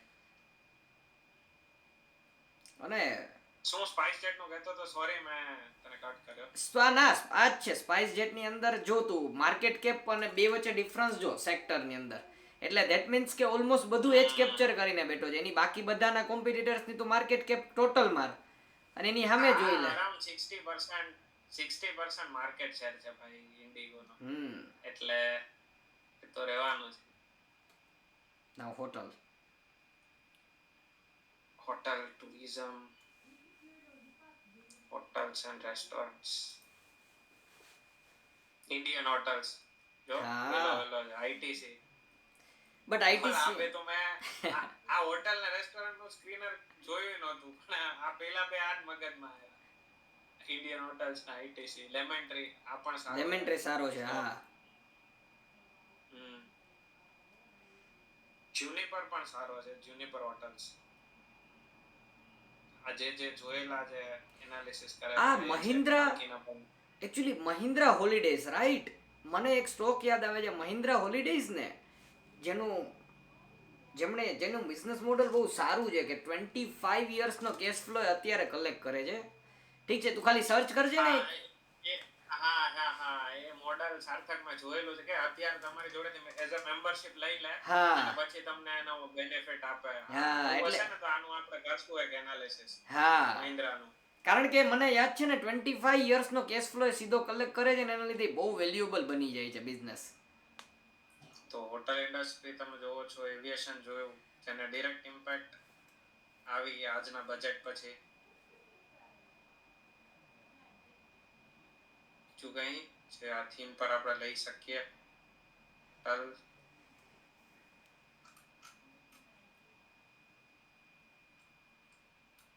ઓનલાઈન એગ્રીગેટર્સ આવી જશે ને આમાં તારા? હા. એક સેકન્ડ. એમને એગ્રીગેટર્સ બાકી ગૂગલ સર્ચ કરી દે, ઇટ્સ ઓકે. ના, ઈ કોમર્સ એપ એગ્રીગેટર્સ આમાં તારું આવી જશે. Is My trip, is trip planning, I don't no. Is My trip ને આ લોકો આનું એનએસસી નામ આ છે 6% નો મૂવ. આઈ થિંક આ જોવું જોઈએ કારણ કે એનો પ્રાઇસ તો આવો જ છે. આ જ છે, લગભગ આ જ છે. Ease My Trip. ઝોમેટો નો બેનિફિટ માણસો ઓર્ડર કરશે. બ્લિંકિટ, સ્વિગીએ પણ મૂવ આપ્યો છે સારો એવો 4.65. પૈસા હાથમાં yes, right, is trip planners નામ એ જ છે એમનું. ઇઝી ટ્રીપ પ્લાનિંગ છે. યસ 6.38%. યસ 6.38%. અને લાસ્ટ એક મહિનાની અંદર એ 9.29% પડેલો છે. ધેટ મીન્સ કે પબ્લિકે બધું રિકવર થઈ ગયું છે.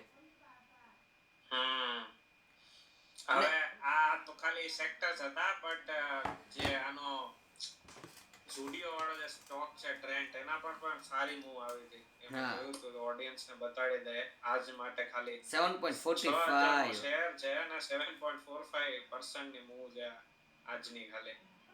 આ સ્પાઇક દેખાતો હશે તમને આજ. ધેટ મીન્સ ઇનિશિયલ હિન્ટ તો આવી ગયું છે કે ઓકે આ રીતે બધું થવાનું છે. હા, કન્ઝમ્પશન બેઝ છે એટલે ટ્રેન્ડ. પછી બીજો ટ્રેન્ડ જોડે એવેન્યુ સુપરમાર્ટ. હા, ડીમાર્ટ. એનો પણ છે ડીમાર્ટ 10%, 9.59. અને સ્ટીલ ઓડિયન્સને કે સ્ટીલ આ વેલ્યુએબલ્સ છે. એવું નથી કે આજની 10% ની મૂવમેન્ટ જોઈને મૂકી ન દેવાય. ડીમાર્ટ નો હાઈ 5485 રૂપીસ છે ફોર યોર એક્ઝામ્પલ.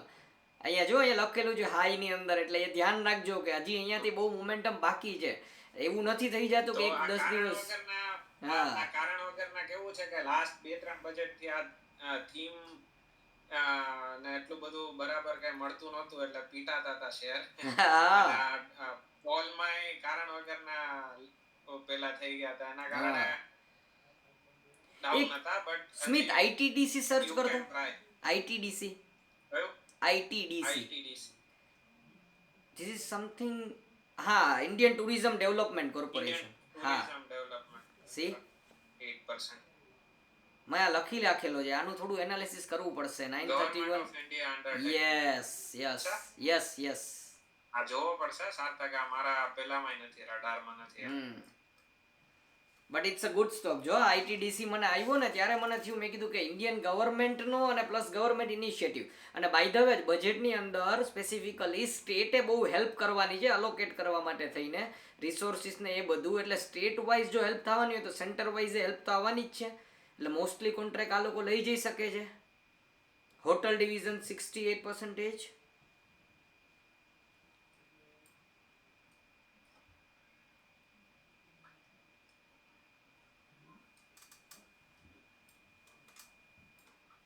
આને જોવો પડશે. ગમી ગયો સ્ટોક. જોઈએ, થોડું એનાલિસિસ કરશું. હા, હેલ્થ કેર આવી ગયું, ટુરિઝમ આવી ગયું, હવે લાસ્ટ છે technology and IT innovation, steel digital India. disappointment for me, it's a disappointment. Solid conclusive. પહેલા તો શું શું આવ્યું? Deep tech fund of funds to catalyse next generation startup centre of excellence. બસ હવે આ ડીપસીક આવ્યું એઆઈ માં, એના પછી આપણે 500 કરોડ અલોટ કર્યા. સ્મિથ 500 crores યાર, ઇટ્સ તું 135 કરોડની વસ્તીની સામે તું 500 કરોડ. આઈ નો ઇટ નોટ, આ બિઝનેસ મોડલની અંદર હ્યુજ ઇન્વેસ્ટમેન્ટ રિક્વાયરમેન્ટ નથી, ક્રિએટિવિટી રિક્વાયરમેન્ટ છે. બટ એ છે, બટ હું તો સાર્થક એવું કહીશ કે હું સિલ્વર લાઇનિંગ્સ જોઉં તો હું એમ કહીશ કે એટલીસ્ટ આપણે એક સ્ટેપ આગળ વધાર્યો કે જેમાં ઓલરેડી ડેવલપ્ડ કન્ટ્રીઝ જેમ કે યુએસ અને હવે ચાઇના એ રેસમાં આવી ગયું છે, તો આપણે એટલીસ્ટ એક સ્ટેપ તો વધાર્યો આગળ. But Smit, DeepSeek November 2023 is the date. ઓ યાર, હું તને એમ કહું ને, ચેટ જીપીટી ઓપન એઆઈ 2009-10. એટલે કે આ બંને કંપનીને બીટ કરવાની છે તમારે, એના માટે થઈને ને પ્લસ તું વિચાર કર લે, it's only AI in education. It doesn't mean કે તમારે બીજા સેક્ટરની અંદર આર્ટિફિશિયલ ઇન્ટેલિજન્સ. હું ફોર એક્ઝામ્પલ, હું અત્યારે અહીંયા યુએઈની અંદર છું, અહીંયા ડ્રાઈવલેસ મીન્સ ડ્રાઈવરલેસ ટેક્સી પણ ચાલુ થઈ ગઈ છે, એર ટેક્સી પણ ડ્રાઈવરલેસ ચાલુ થઈ ગઈ છે. અને તું બોલ સેક્ટર બોલ, તારા મગજની અંદર જે સેક્ટર આવશે ને એની અંદર એઆઈ ઊભું છે, રોબોટ ઊભો છે મેટ્રો સ્ટેશનની અંદર. અને મેટ્રો અત્યારે આજે એમને અત્યારે આટલા વર્ષો થયા મેટ્રો ડ્રાઈવરલેસ ચાલુ છે બધું. અને અત્યારે હું કોઈ પણ જગ્યાએ મેટ્રોની અંદર જાઉં છું ને તો નોલ કાર્ડ છે ટેપ કરવા માટે થઈને. હવે આ લોકો ફિંગરપ્રિન્ટથી મારું બેંક એકાઉન્ટ લિંક કરી અને હું ટચ કરું છું ને તો મારા બેંક એકાઉન્ટમાંથી મેટ્રોના પૈસા કપાઈ જાય છે. તું બિલીવ કરીશ? એટલે ખાલી નાનકડું એક્ઝામ્પલ છે કે તમારે એઆઈની અંદર અથવા તો ડિજિટલની અંદર એક રિવોલ્યુશન તો બહુ ખતરનાક વાળે જરૂર છે. અને એ ડિક્લેર કરવાની વાત હતી અત્યારે કે ભાઈ ખબર છે કે વર્લ્ડને ચેટ જીપીટી, ડીપસીક આ બધું ચાલુ છે, તો આપણે ચેટ સૂત્ર કરીને આવ્યું છે. મેં ટ્રાય કરેલું હતું બટ મોરલેસ નથી મજા આવે.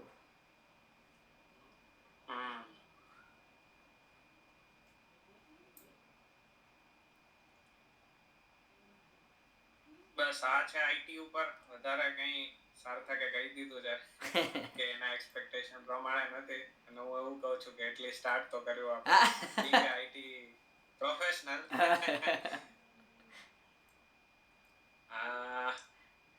આ શેર્સ, આ ડિરેક્ટ બેનિફિશિયરી તો ના કહી શકીએ ટીસીએસ, ઇન્ફોસિસ આના એઆઈ ના કારણે. બટ મને આ જે અત્યારે ઓના હાઈ લેવલ થીમમાં મળ્યા એમાં અહીંયા લખ્યા છે, લેટેસ્ટ સી સ્ક્રીનર શું કહે છે, કોઈ એવા સ્ટોક્સ છે કે આપણા ધ્યાનમાં નથી, બેનિફિટ કર્યા છે આના કારણે આઈટી? કારણ કે આજે કેવો છે સાર્થક, ટાઈમ કન્સ્ટ્રેન્ટ હતો કે બજેટ આવી ગયું હતું એટલે હરેક જગ્યાએ હરેક ઇન્ડસ્ટ્રી તો મેં નથી જોઈ. બાકી જતી મેં કીધું જોડે જોઈશું, આપણે એનાલિસિસ કરશું. આઈટી સોફ્ટવેર ઓપન કર્યું છે અત્યારે, overall negative. TCS, Infosys, HCL, Wipro, LTI, tech Mahindra. હા, એ મને આઈડિયા હતો જ આઈટી સેક્ટર ઉપર. હું પણ મને એવું હતું કે થોડું ડિક્લેર કરશે, બટ મોરલ્સ લેસ બકવાસ.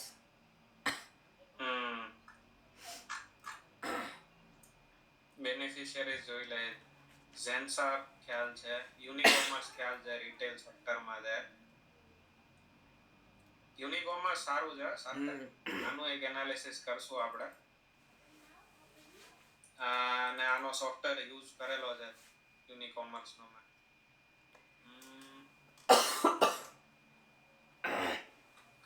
દેખાતા નથી. આઈટી સોફ્ટવેર લઈ લીધું, હવે એક આઈટી હાર્ડવેર લઈ લઈએ.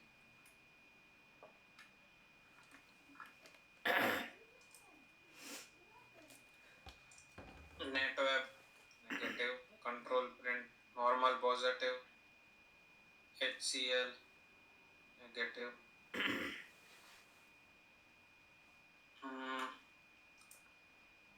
આઈટી સ્પેસ 2022 થી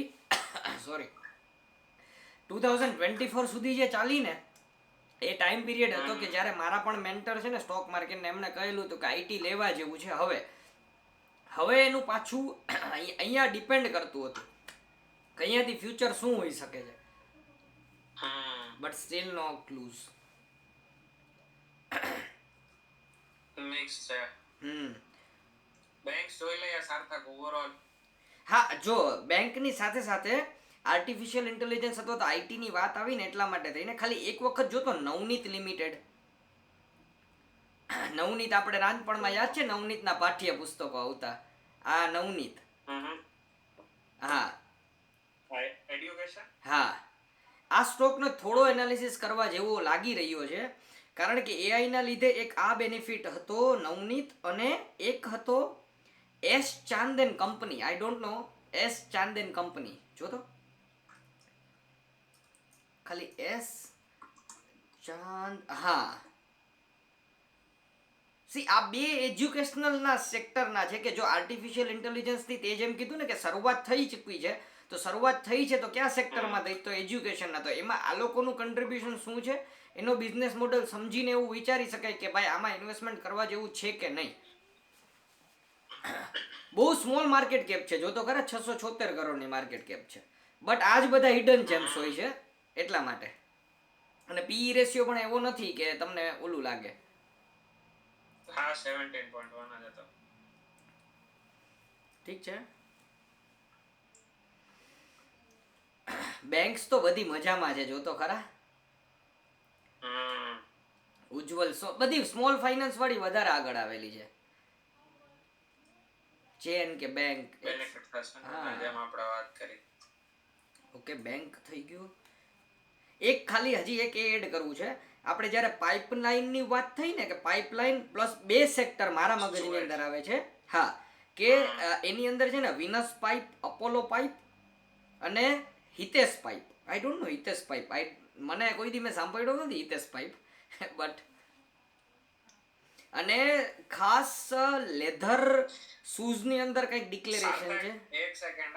હા, રેલવેઝ અને આ બધા બહુ રેલવેના ને ઇન્ફ્રામાં, એટલે રેલવે ને રિલેટેડ જે ઇન્ફ્રામાં છે બધા સ્ટોક બહુ આજે ડાઉન હતા. હા, તો એ જ કહું છું, તો જીવ બાળવા જેવો છે, લોકોનો જીવ બાળવા દે. ટીટાગર છે, પછી આ રેલવેની બોગીઝ ને વેગન્સ ને હા, આઈઆરએફસી જો પછી રેલ વિકાસ 9%, આઈઆરએફસી 6.5%. 6%. દોસ્ત, રેલવે સેક્ટર હું તને એમ કહેવા માંગુ છું કે એટલા માટે થઈને મેં કીધું કે નથી આ જૂનું બજેટ અથવા તો નથી આ નવું મોડર્ન બજેટ. સમજ, એક ટાઈમ હતો કે ડિફેન્સ અને રેલવે વગર બજેટ પોસિબલ જ નહોતું, અને આજે વિધાઉટ ડિફેન્સ, વિધાઉટ રેલવે તમારું બજેટ આવે છે. આ હું મારા એનાલિસિસની અંદર લઈશ ખાસ point. Without railway, without defence તમારું બજેટ આવે છે, પ્લસ ન્યૂ એજ સેક્ટર નથી આવતા એઆઈને. મેં ખાસ મારા ઇન્ટ્રોડક્શનની સ્પીચની અંદર શું કામ એને કીધું કે ખાલી લોકોને હેલ્પ કરવા માટેનું બજેટ હતું, કે તમારા કોર સેક્ટર તો નથી છૂટતા ને.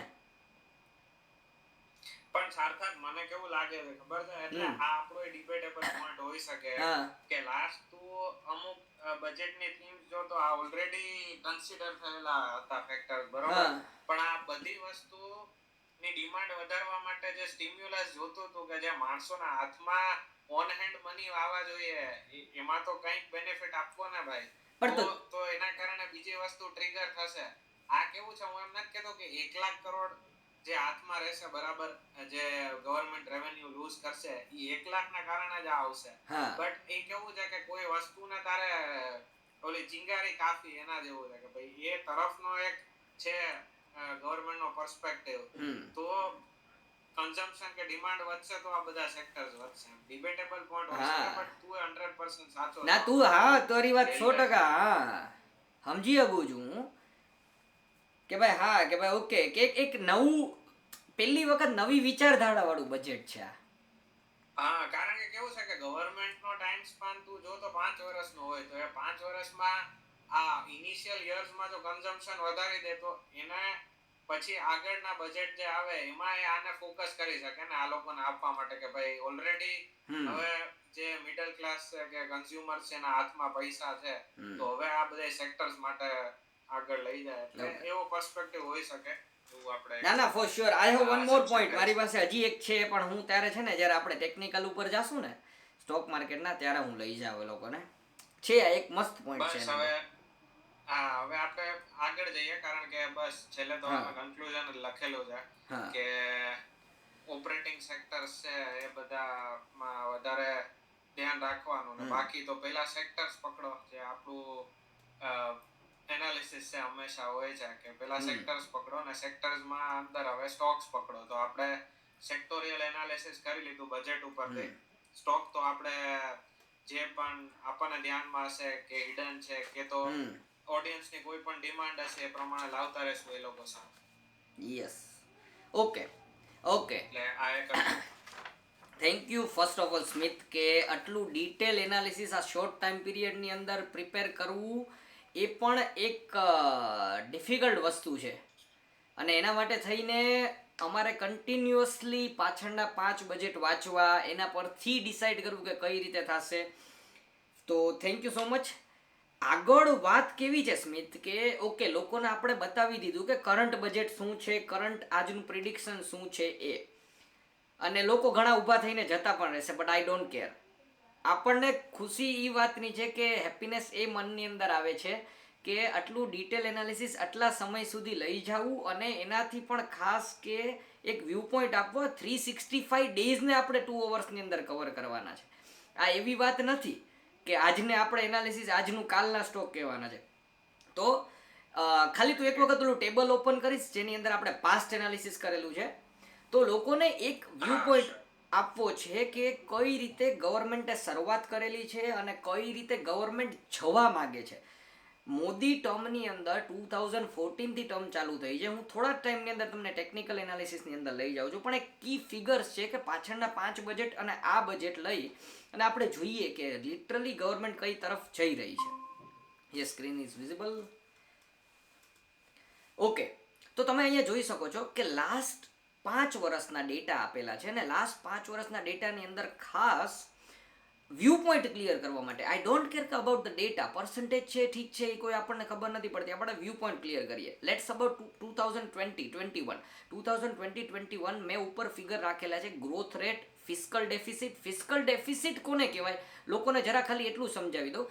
ચલો બહુ આપણે ફિસ્કલ ડેફિસિટ કે રેવન્યુ ડેફિસિટ એ નથી સમજવું, ખાલી એટલું સમજો કે આપણે આવક વધારે છે અને આવક ઓછી છે અને ખર્ચો વધારે છે તો જે બાકીના પૈસા વધે ને એને ડેફિસિટ કહેવાય કે એને ક્યાંકથી તમારે મેળ કરવો પડે. 100 રૂપિયા તમારી પાસે હોય 75 અથવા તો તમે 125 વાપરો તો 25 રૂપિયા તમારે ક્યાંકથી લઈ આવવા પડે, એને ડેફિસિટ કહેવાય. ફિસ્કલ ડેફિસિટની અંદર લોન નથી આવતી ને આ બધું આપણે નથી સમજવું.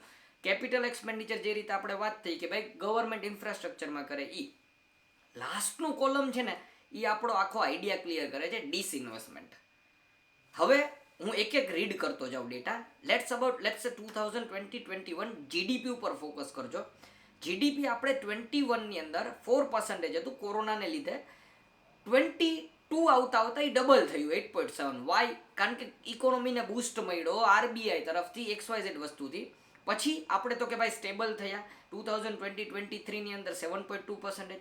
બટ અગેન આપણું 23-24 બેસ્ટ ગયું 8.2%. ખાસ મને આ 2 વર્ષ બહુ જ વધારે ગમ્યા હતા એટલે આપણને આ વખતેની ઇલેક્શન સિસ્ટમ ઉપરથી એવું લાગ્યું કે યાર પબ્લિકે કેમ વોટ ન કર્યું. બટ જીડીપી ગ્રોથ રેટ બહુ સારો હતો. હવે અત્યારનો 2024-25નો એક્સપેક્ટેડ રેટ છે, આ કોઈ અત્યારે ઓલું નથી કરી રહ્યા પણ 6.6.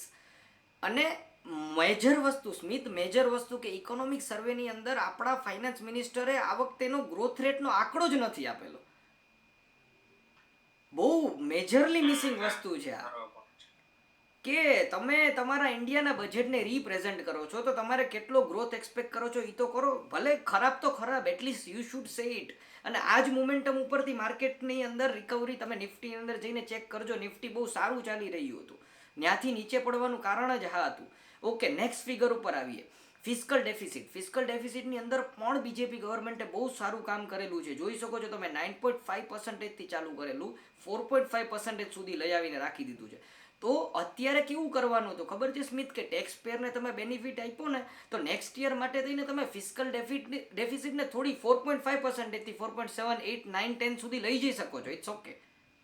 તમે લોન, અને સેમ વસ્તુ આઈટી કે મેન્યુફેક્ચરિંગ વચ્ચે પછી ડિવાઈડ કરી હા, તમારા સેક્ટરની અંદર પૈસા જોતા હતા ને તો તમે લોન લઈ શકો છો ને, બીકોઝ તમારી ફિસ્કલ ડેફિસિટ એવી તો છે નહીં કે અનકન્ટ્રોલેબલ છે. તો you should take the loan. ઠીક છે, ઓકે, આપણે એ પણ નથી જોતા. રેવન્યુ ડેફિસિટ તો ભૂલી જ જાઓ. કેપિટલ એક્સપેન્ડિચર આપણે અત્યાર સુધી બરાબર જઈ રહ્યા હતા, પરફેક્ટ જઈ રહ્યા હતા, અત્યારે ઘટાડો કર્યો, એ પણ આપણે ડિસ્કસ કર્યું. મને અહીંયા ઇન્ટરેસ્ટ છે ડિસઇન્વેસ્ટમેન્ટ ટાર્ગેટની અંદર. ગવર્મેન્ટે કોઈ પણ સેક્ટરને ગ્રોથ કરવું હોય તો પ્રાઇવેટ સેક્ટરને આવવું જરૂરી છે. હવે માની લે કે 2021ની અંદર મોદી ગવર્મેન્ટ ઉપર આવા આરોપ લાગવાના ચાલુ થયા હતા કે બધું વેચી દેશે. ખબર છે, બધા એવું જ કહેતા હતા, સબ બેચ દેગા, રેલવે વેચી નાખો ને આ વેચી નાખો ને આ વેચી નાખો. બટ એનાથી બેનિફિટ થયા છે. બટ પબ્લિકને જો અહીંયા જ છે ને આ જ સાયકોલોજીકલ પોઈન્ટ આવી જાય છે કે પબ્લિકને વોટ બેંક માટે હેપી કરવા માટે થઈને ક્યારેક ને ક્યારેક સરકારે અમુક નિર્ણય લેવા પડે. ફોર એક્ઝામ્પલ, તું ને હું સ્મિત અમદાવાદથી આપણે એરપોર્ટની અંદર બેસીએ છીએ, અદાણીને આપ્યા પછી એરપોર્ટ બેટર થયું છે? રિલાયન્સને આપ્યા પછી મુંબઈનું એરપોર્ટ બેટર થયું છે? Yes, it's clear cut yes. તો એવી જ રીતે તમે ડિસઇન્વેસ્ટમેન્ટના ટાર્ગેટ હતા, ઘણા બધા સેક્ટરની અંદર ડિસઇન્વેસ્ટમેન્ટ કરેલું છે. તો ડિસઇન્વેસ્ટમેન્ટનો આઈડિયા જ બંધ કરી દીધો અત્યારે ગવર્મેન્ટે.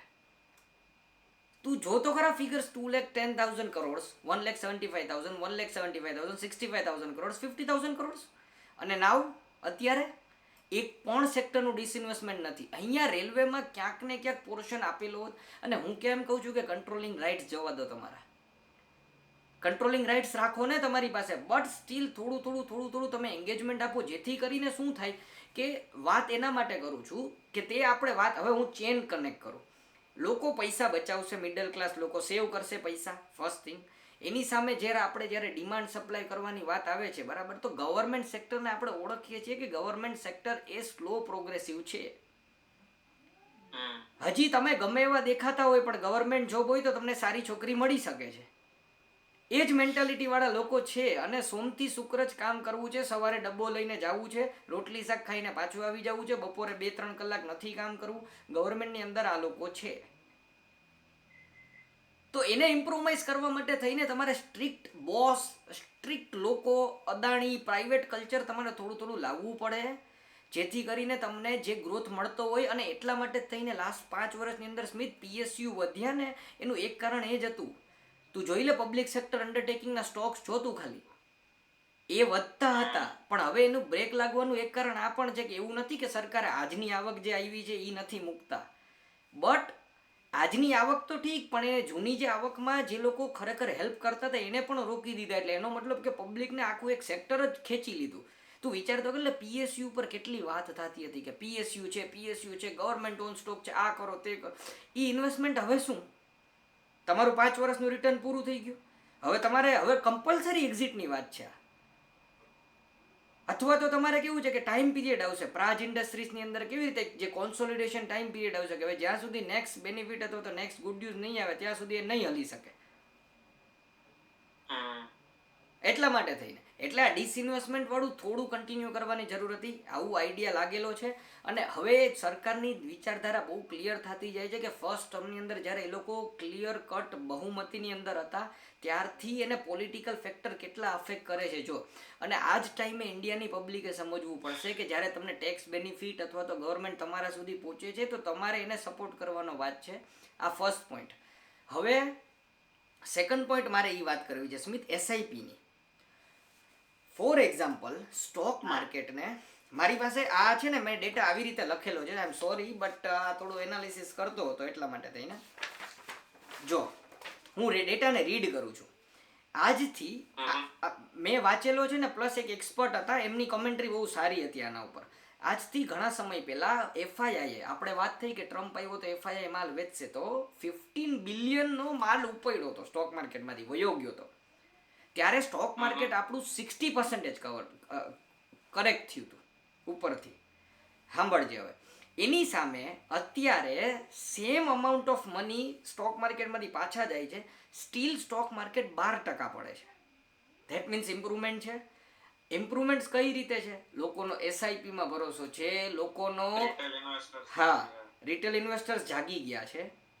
બટ હવે આજના બજેટથી સ્ટોક માર્કેટને શું બેનિફિટ છે તું મને કહી દે, સ્ટોક સ્પેસિફિક મૂકીને. અને સ્ટોક સ્પેસિફિકની અંદર તારી જાણ ખાતર આપણે ખાલી 6 સેક્ટર લીધા. 6 સેક્ટરની અંદર હું એમ કહું કે આપણે ટોપ ક્લાસ ગણી લઈએ કે 20 શેર્સ હોય, સારા તો 20 જ હોય, 25 હોય, તો 7 સેક્ટર લીધા, 10 સેક્ટર લીધા, તો 200 શેર્સ થયા. તો તમે સ્ટોક માર્કેટના એક કેટેગરી, એક ભાગને તમે કંટ્રોલ આપી કે ભાઈ ઓકે આટલા સેક્ટરની અંદર તમે બેનિફિટ રહેશે, તમે જો સારા ઇન્વેસ્ટર હોય તો તમે એને જઈને ઇન્વેસ્ટમેન્ટ કરો. બટ ઓવરઓલ ઇમ્પેક્ટ કે ગ્લોબલ ઇકોનોમીની અંદર જ્યારે સ્ટોક માર્કેટ ભાગે છે ત્યારે તમે તમારા સ્ટોક માર્કેટ રિલેટેડ બિઝનેસને બૂસ્ટ કરવા માટે થઈને અથવા તો એસઆઈપી અથવા તો મ્યુચ્યુઅલ ફંડ્સ આ બધાને બેનિફિટ આપવા માટે થઈને તમે એક ફાઇનાન્સ સેક્ટર માટે શું કર્યું.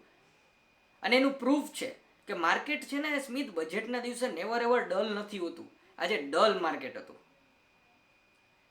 એટલે કે તમારી સ્ટેબિલિટી થોડી વિખાતી જશે. આ મારો ક્લિયર કટ બહુ વ્યૂ પોઈન્ટ આવે છે. હવે આઈ ડોન્ટ નો. અને એની સાથે મને આમાં એક મારો ઓપિનિયન છે સાર્થક, હા કે કે આપણે જો ડાયરેક્ટલી એવી રીતે તારો વ્યૂ પોઈન્ટ બરોબર છે કે ફાઇનાન્સ સેક્ટર માટે શું કર્યું, બટ હા. હું તને એમ કહું છું કે આ જે એગ્રીકલ્ચર સેક્ટરમાં કીધું કે ફાઇનાન્સ આપશે, હા. એઆઈ માં કીધું આપશે, તો એ બધું ગવર્નમેન્ટ કે ડિરેક્ટ થોડી આપશે. એ આરબીઆઈ થ્રુ કોઈ સ્કીમ્સ લાવશે, કોઈ બેંક, સ્મોલ ફાઇનાન્સ બેંકને બેનિફિટ મળશે, હા. એવા બેંક થ્રુ જ જશે ને. એટલે ફાઇનાન્સ સેક્ટર તો એ રીતે બૂમ થવાનું જ છે.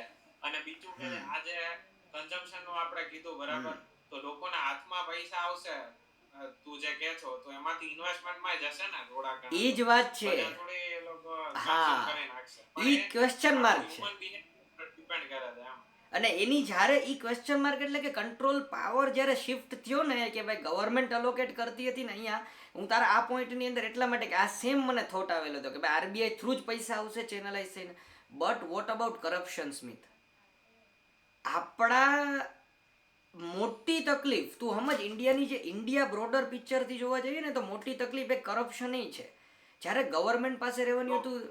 હા સમજો છો આ, એટલે તારી વાત બરોબર છે, હા. બટ તો એને જ જોઈને એટલે હું તને એમ કહું છું ને કે માની લે કે અત્યારે 1 લાખ કરોડ ગવર્નમેન્ટ પાસે જતા હતા બરોબર, એ એન્ડ કન્ઝ્યુમર પાસે નતા આવતા, તો એ 1 લાખ કરોડ માંથી છેલ્લે એવું તને શું લાગે કે ઈ વચ્ચે જો કરપ્શન માં ગમે ત્યાં નહીં જાતા હોય 1 લાખ કરોડ માંથી પૈસા જાતા જ હશે. હા, તો એ તો બ્લેક મની થઈ ગયા. પછી ક્યાં સેક્ટરમાં, ક્યાંથી બેંકમાં કે એમાં તો ક્યાંય આવવાના નથી, ફાઇનાન્સમાં બરોબર.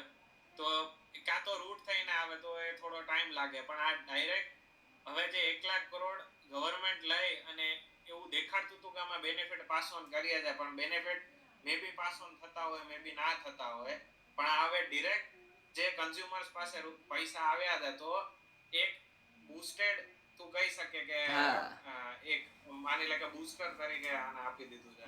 તો મને બસ આ પોઈન્ટ મને હતો, પણ હવે આની યારે ખાલી એક જ નાનકડો ડિબેટ પોઈન્ટ માટે કે મને એવો વિચાર આવતો હતો કે હાલ માની લે કે ઇટ્સ ઓકે, તે કીધું કે 1 લાખ કરોડ ગવર્નમેન્ટ પાસેથી જાતા હતા કે નહીં, એના માટે હવે તું મને ખાલી સ્ક્રીન શેર કરવા આપને. એટલે છે ને આ જે લાસ્ટ ઓલમોસ્ટ એનાલિસિસ છે એક, હા તું કરી શકે. હા હું સોરી તને નહીં દેખાય એટલા માટે, બાકી મારી ઓલરેડી સોફ્ટવેરમાં સ્ક્રીન શેર થઈ ગઈ. ઉભો રહે છો.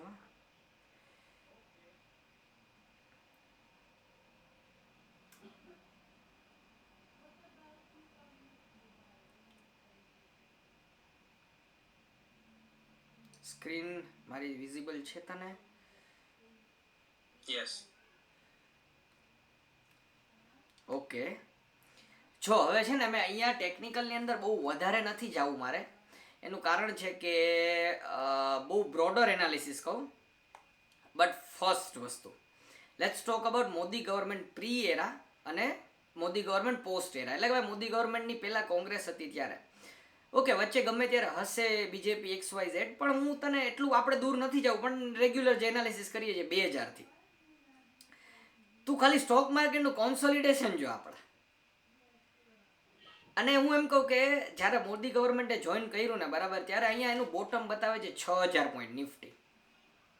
ઓકે, 2014 એટલે કે 2014 આપણું સ્ટોક માર્કેટ છે ને દોસ્ત 1990s થી ચાલુ છે. તો 1990 થી લઈને તમે અહીંયા સુધી ખાલી 6000 ઓલાએ પહોંચો છો. આના આવવા પછી પેસ જોજે ગ્રોથ થવાની 2014 ની અંદર, એટલે કે ભાઈ એટલે 2014 એન્ડ, એટલે હું 15 થી ગણું છું. 15 થી લઈને 6800 પોઈન્ટ હતો. અત્યારે તો નિફ્ટી છે 23,482. બેસ્ટ છે, બરાબર છે. આની અંદર બે વ્યૂ પોઈન્ટ આવે છે. હું કોંગ્રેસ ગવર્મેન્ટને ખરાબ નથી કહેતો, કારણ કે એવું બની શકે કે ત્યારે અવેરનેસ નથી, અને જે સ્ટોક માર્કેટની અંદર અવેરનેસ જે છેલ્લા 5 વર્ષની અંદર આવી એ એક્સ્ટ્રા ઓર્ડિનરી લેવલની છે. હવે હા, હવે હું આ જ પોઈન્ટ ઉપર કે તે જેમ કીધું ને કે 1 લાખ કરોડ, મને તકલીફ એક જ વસ્તુની હતી કે જ્યારે અહીંયાથી પાવર આ બાજુ શિફ્ટ થયો ને પબ્લિક ઉપર, તો દોસ્ત મોદી ગવર્મેન્ટે ડિજિટલાઇઝેશનથી માંડીને બધી વસ્તુમાં એવો ઇમ્પેક્ટ આપેલો છે કે એણે બ્રાઇબરી કંટ્રોલ કરવા માટે થઈને કરેલું છે. બટ એણે એની વોટ બેંક સાચવવા માટે થઈને મિડલ ક્લાસને આ વખતે બેનિફિટ આપવો પડે એવો જ હતો ને. આ એગ્રી કે બેનિફિટ દેવો જ જોઈએ, આ વખતે દેવો જ જોઈએ બેનિફિટ, એમાં કોઈ વાંધો નથી. બટ જો એ એના કંટ્રોલની અંદર રાખત ને, એને આપણે પોઝિટિવ વ્યૂ પોઈન્ટથી જોવત ને, તો એની જે વિચારધારા બહુ સારી છે. ઇન્ડિયાને ગ્રોથ સ્ટોરી બનાવવામાં એનો મોટો કન્ટ્રીબ્યુશન છે, અને એ કન્ટ્રીબ્યુશન ઉપર આપણે ભરોસો કરવાની વાત હતી. એટલે મેં ઇન્ટ્રોડક્શનની અંદર કીધું કે તમને કડવી ગોળી પીવડાવે છે, એ કડવી ગોળી તમારે ખાઈ લેવી, અને પછી તમને પાછળથી રિયલાઇઝ થાય કે આણે જે વસ્તુ કરી સારી કરી. તું વિચાર કર લે કે 2014 ની અંદર તું એસઆઈપી કરતો હોત, તારે કાંઈ નથી કરવાનું, કાંઈ જ નથી કરવાનું. ખાલી તારે કોન્સ્ટન્ટ અત્યાર સુધી ચાલુ રાખવાની વાત છે યાર. હું એમ કહું કે 10 વર્ષની અંદર તમને 4 ગણા પૈસા તો આમાં, અને લિટરલી માર્કેટની અંદર છેલ્લા 5 વર્ષની અંદર માર્કેટની અંદર એણે ડબલથી માંડીને 3 ગણા પૈસા કરીને આપ્યા. અને ભલે ગવર્મેન્ટે નથી આપ્યા, પણ એ બિઝનેસને બૂસ્ટ અદાણી અંબાણી જેને જેટલો સપોર્ટ જોતો હતો એને આપતા હતા. પણ એના લીધે મિડલ ક્લાસનો કકરાટ કન્ટિન્યુ ચાલુ હતો કે યાર જો આને જ આપે છે, આને આપે છે, અમને નથી આપતા, અમને નથી આપતા. હવે મારો આમાં ન્યુટ્રલ આવી જાવ, નેગેટિવ નથી કહેતો, પણ હવે જ્યારે તમને કંટ્રોલ આપ્યો, તમારી સામે ટેકનિકલ એનાલિસિસ આખું રાખી દીધું, ફેબ્રુઆરીથી આપણે બધાય જોઈ લઈએ, એકય કેન્ડલ તું મને બતાવ કે જ્યારે માર્કેટે ઓવરઓલ યરલી નેગેટિવની અંદર ક્લોઝ કર્યું હોય, ફર્સ્ટ પોઈન્ટ. અને એકય કેન્ડલ એવી બતાવ કે જેની અંદર માર્કેટે છે ને, જે પહેલી કેન્ડલ હોય ને એના કરતાં બીજી કેન્ડલે નીચે ક્લોઝ કર્યું હોય. નથી, યરલી ડેટા છે આ. અને હું સ્ટોક માર્કેટ પ્રેમી છું ને, મેં પણ જોયું હતું આ જાન્યુઆરી મંથમાં જે થયું ને, એ સતત એવું હતું કે આજથી આપણે 2001 થી જો ને તો ખાલી 1 કે 2 વાર જ એવું બન્યું છે કે જ્યારે સતત 3 મહિના માર્કેટ નેગેટિવ ક્લોઝિંગ આપ્યું હોય. એમ આ વખત જ પેલા એવું બન્યું કે આ જો જાન્યુઆરી નેગેટિવ ક્લોઝ થાય ને, એનો ફિગર મેં હજી નથી જોયો, હા તો થઈ ગયો પહેલી વાર એવું બને કે 4 મહિના સતત છે. 4 મહિના નેગેટિવ ક્લોઝ થયું છે માર્કેટ. આ રહ્યું 100% તારી વાત સાચી છે. આ રહ્યું મંથલી કેન્ડલ.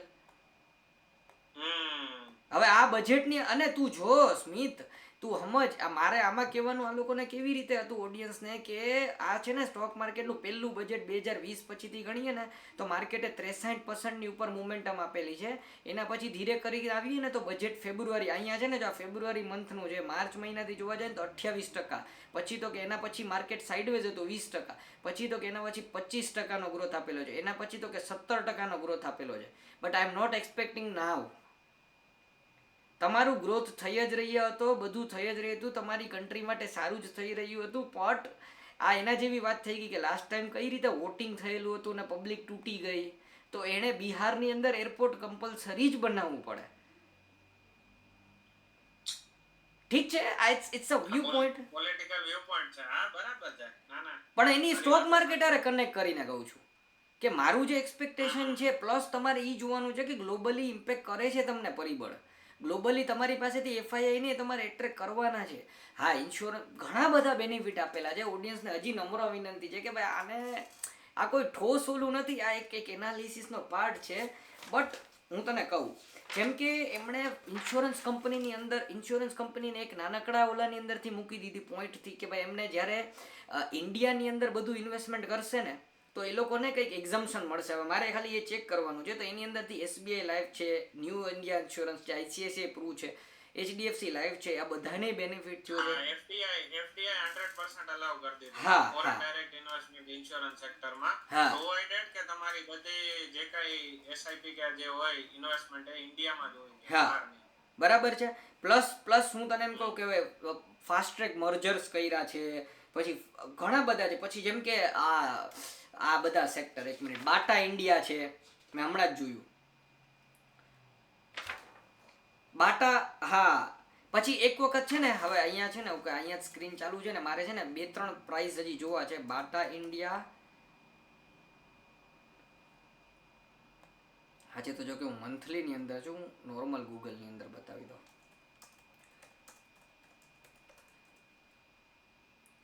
જોઈ લે, બાટા India 8.90%. I don't no leather ની અંદર સમથિંગ ચેન્જ કરેલું છે.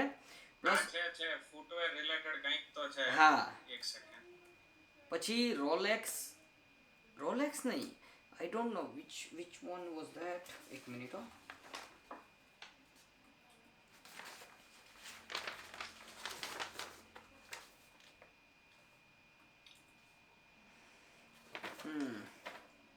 અને મારા માટે છે ને બહુ બધા અનઆન્સર્ડ ક્વેશ્ચન હતા આની અંદર. ઠીક છે, it's all about my view point. CG power grid, Cochin shipyard, Mazagon dock, તો સિમિલર સાઇડવેઝ. યા અહીંયા જોઈ લે ને આપણે બજેટની અંદર એમણે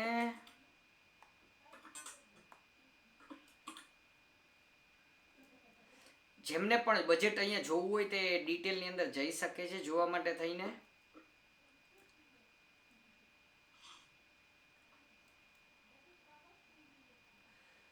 ઇન્સ્યોરન્સ,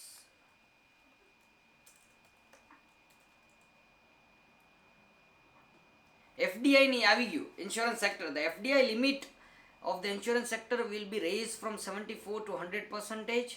આ તો તે કીધું એ જ. અને હવે હતું leather, I think. Okay, to enhance the productivity and quality and competitiveness of India's footwear and leather sector, a focus product scheme will be implemented. The scheme will support design capacity, component manufacturing and machinery required for production of non-leather quality footwear.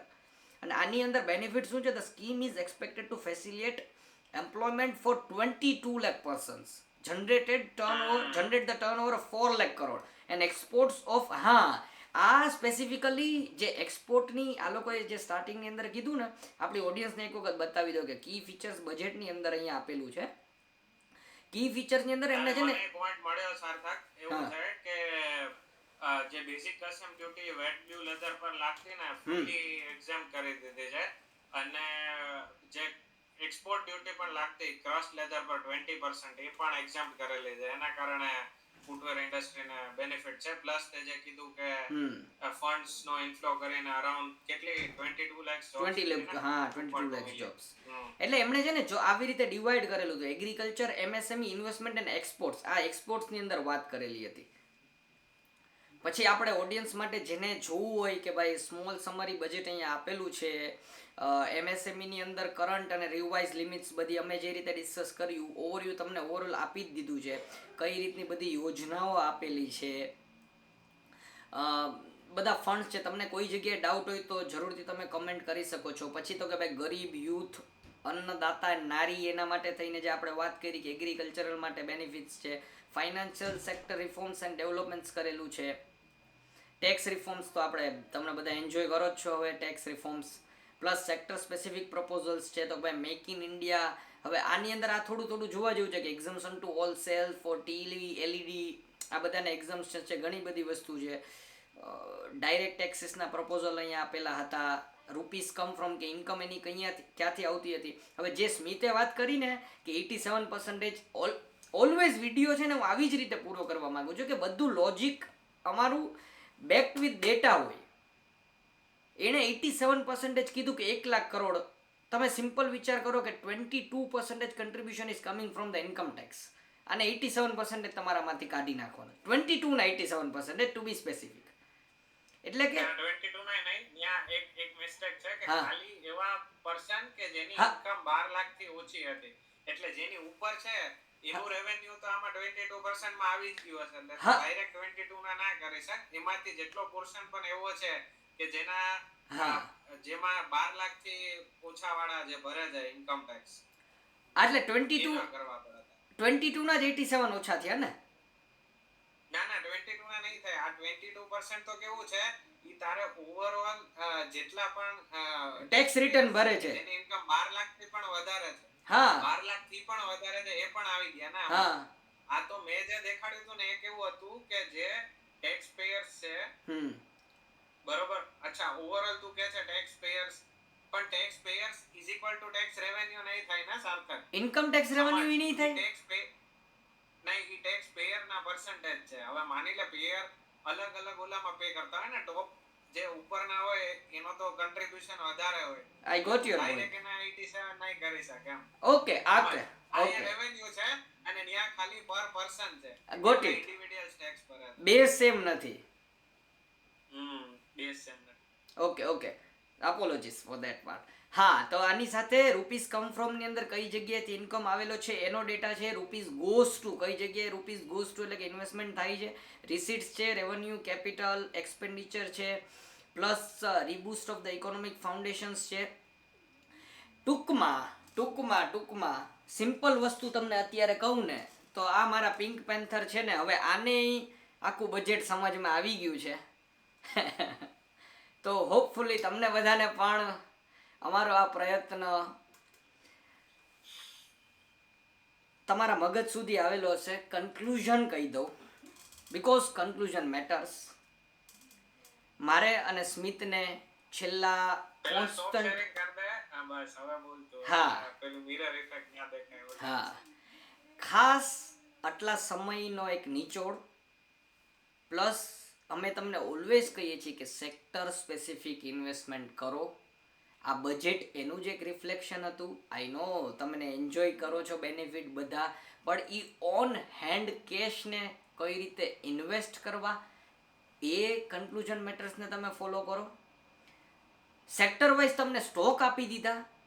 સ્ટોકની સાથે સાથે આખું તમને broader તમને કોઈ એવું નથી કહેતું કે કાલ સવારે તમારે કોઈને આગળ સમજાવવાનું છે બજેટ. બટ પૈસા કમાવાના છે. સમજી વિચારીને પૈસા કમાવાના છે. આના માટે થઈને ઓલવેઝ અમારો પ્રયત્ન ચાલુ હોય છે. યસ અને પૈસા ખાલી કમાવાના નથી કઈ જગ્યાએ ન ઇન્વેસ્ટ કરીને પૈસા બચાવવાના છે ને એ કન્ક્લુઝન મેટર્સ ઉપરથી જ ખબર પડશે.